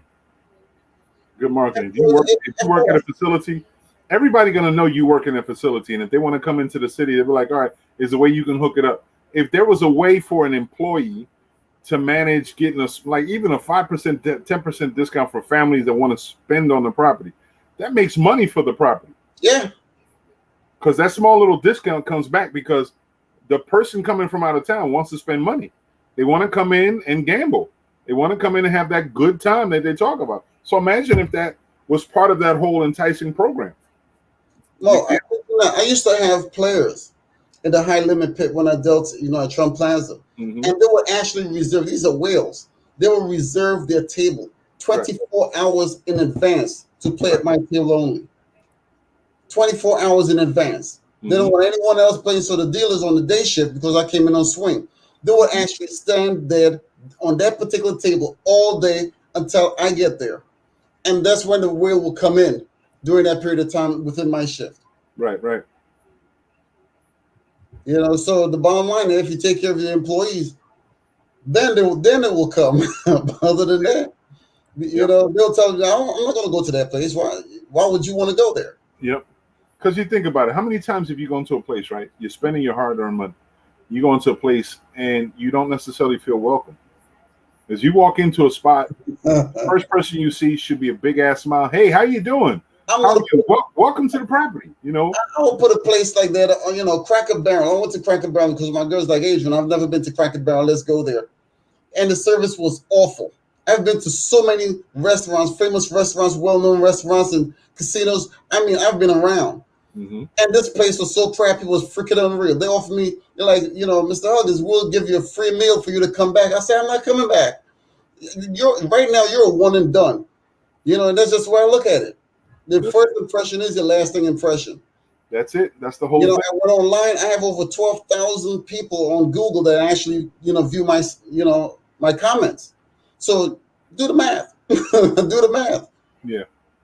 It's really important. And that's one of those essential things. If you're in a tourism-based type stuff, and all of us, when we vacation, we go to tourism-based things when we go on vacation. If we're just going someplace else to unwind and we're around family, it's a different story. But most of us have to intermingle with some form of tourism. Yeah, you know, and intermingle with the tourism, you have certain expectations. You want to feel welcome. You want to feel not so violated that you had to pay as much as you had to pay to have this vacation. You want to feel so good, like it was an investment. Like after a while, it was worth it. I had a good time. People treated me good, you know. When I went to that place at Cracker Barrel, it was up in Mount Laurel. And the bottom line is, this guy, you know, the waiter was trying to rap to this girl in the back. And I walked back there and I actually saw the guy trying to get a number or trying to get his groove on. I'm like, yo, I'm waiting for silverware on the freaking table and you out there trying to get a phone number. Right. You know what I'm saying? This is not the place I want to come back to at all. Yeah. You know, period. I've done that to many a restaurant, many a hotels. Last time I had a really terrible experience, it was in a timeshare company. Sobel's timeshare company, the what's it called? Westgate Corporation, right? We've already purchased one, parcel of the timeshare. We was already in good 8 years, 9 years in. They're already talking to us about possibly expanding the opportunity, whatever. I'm like, we can listen to it, whatever the situation is. Got into a situation. I'm taking a picture of her. They got hostile. Then this guy, a sexist asshole, makes reference to my wife in a disrespectful way. Pissed me off. Pissed me off with this whole concept. Oh, it got me irate. Then he did this ultimate flex. He was like, who are you going to call? I am the best friend of the owner's son. Who are you going to call? Wow. I'm like, I guess he made his position known, huh? Oh, yeah, at that time. And I was like, you know what? I don't have to call nobody. I should just whip your ass right now, make you feel really bad, bloody, and step away. But because you got this flex, not a problem. What we're doing is we're going to finish our vacation. We won't ever return. We've never been back. And no, you're not going to get another fucking dollar, another referral. I don't care how wonderful we had. Chef, didn't you?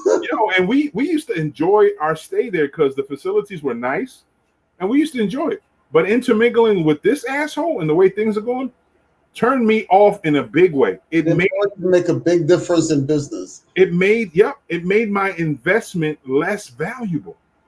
And that's the thing. When we go out and when you're enjoying yourself, it's an investment. We want to feel good about our investment. If we're going to a steakhouse and we're paying $90 for a steak, when we know that $90 probably could have gave us half a cow at home, it's an investment. We want to feel good about it. That steak better taste damn good. The waiter, when he's bringing it off, is very hospitable, very calm, cool, collective, enjoying yourself. Atmosphere better be cool if I'm paying $90 for the steak. Trust me. Juicy flipping steak. Exactly. It better be so outstanding that I want to come back. That steak better come with dancing girls in your mouth. Have a festival. Exactly. So it's an investment. I mean, that happened to me when I went to Vic and Anthony's. I didn't know how good the Vic and Anthony's steakhouse was, and man, the quality of steak at the Vic and Anthony's far surpassed my understanding of steak, and I've been to some pretty nice places. Last place was the reason why mine it was the Capitol Grill in Chelsea in Cherry Hill. Beautiful. You know what I'm saying? It's beautiful, man. I strongly recommend it, to do it. Capitol Grill?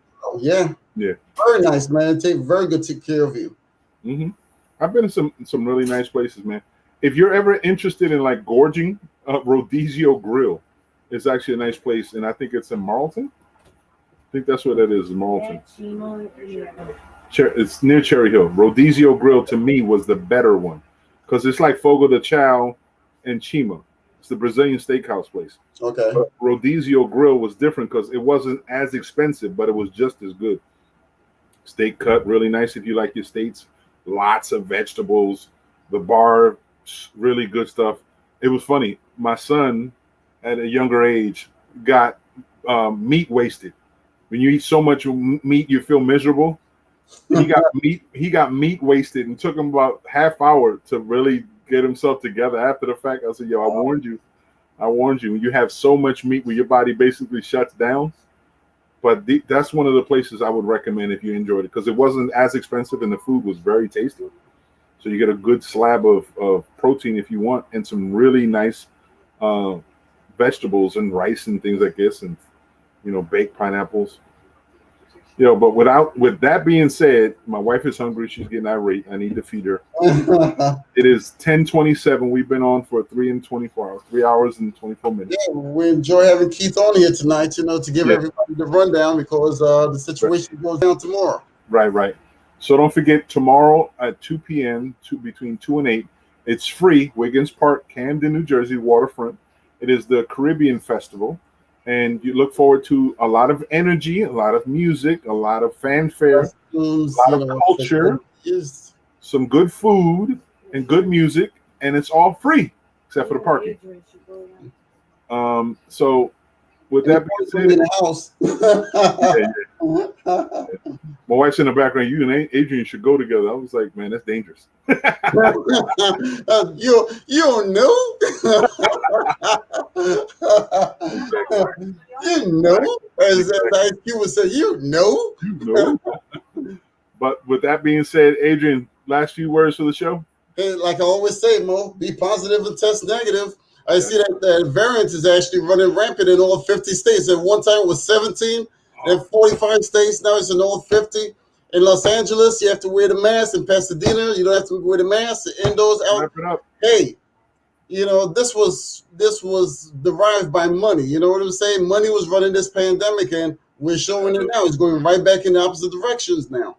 Because and we haven't even gotten to fall as of yet. We just got into summer because last month. The 20th of June was the beginning of summer. We're still in summer. We need to strap it up and wrap it up because you never know what's coming. I'm telling you. Yeah. We got to get with the program, Yeah.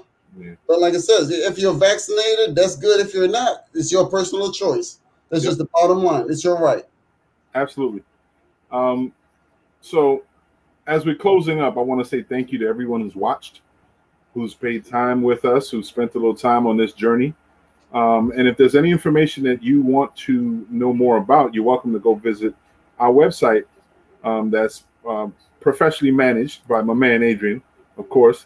Visit the website at www.thenewnorm.club, and you'll see a lot of the information we talked about there available. Also the flyer, in case you wanted to go to the Caribbean Festival tomorrow. I think you put it on the flyer. Yeah. In addition to, there's lots of information there, and also a way to communicate with us if you want.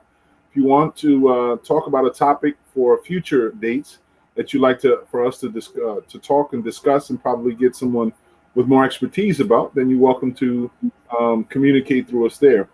In the meantime, as we go on, we hoping that you enjoy yourselves, and because the summer is just on your footsteps. But you got to remember that no matter what, we're still in a real dangerous time frame, and people are getting sick. Don't be one of these people and get sick, man. Just pay attention to what it is. Do what you have to do to protect yourself. It's extremely important. Don't be foolish and make real stupid mistakes that you'll pay for later. It's not only yourself, it's the people that you love. They're equally in danger by the activity that you do. So you just make sure, take care of yourselves, take care of yourself and everyone else that you love around you. And in closing, I'd like to send a special heartfelt condolences to the Calloway family. Teresa Calloway was her life was taken doing a noble and a very valiant deed trying to save another person's life, and her life was taken. So our sentiments and our heart goes with the entire Calloway family as they put her body to rest, and her soul continues living with all of us. So, but for the rest, as we go on, just make sure you try to live life the best way possible and be responsive. But remember, it's like my man Adrian said. Say it again, Adrian. Be positive and test negative, folks. It's all about life. That's right. Absolutely. So thank you again. And we'll see everyone next week, hopefully. Again, we are the new norm. Talk to you. God bless you.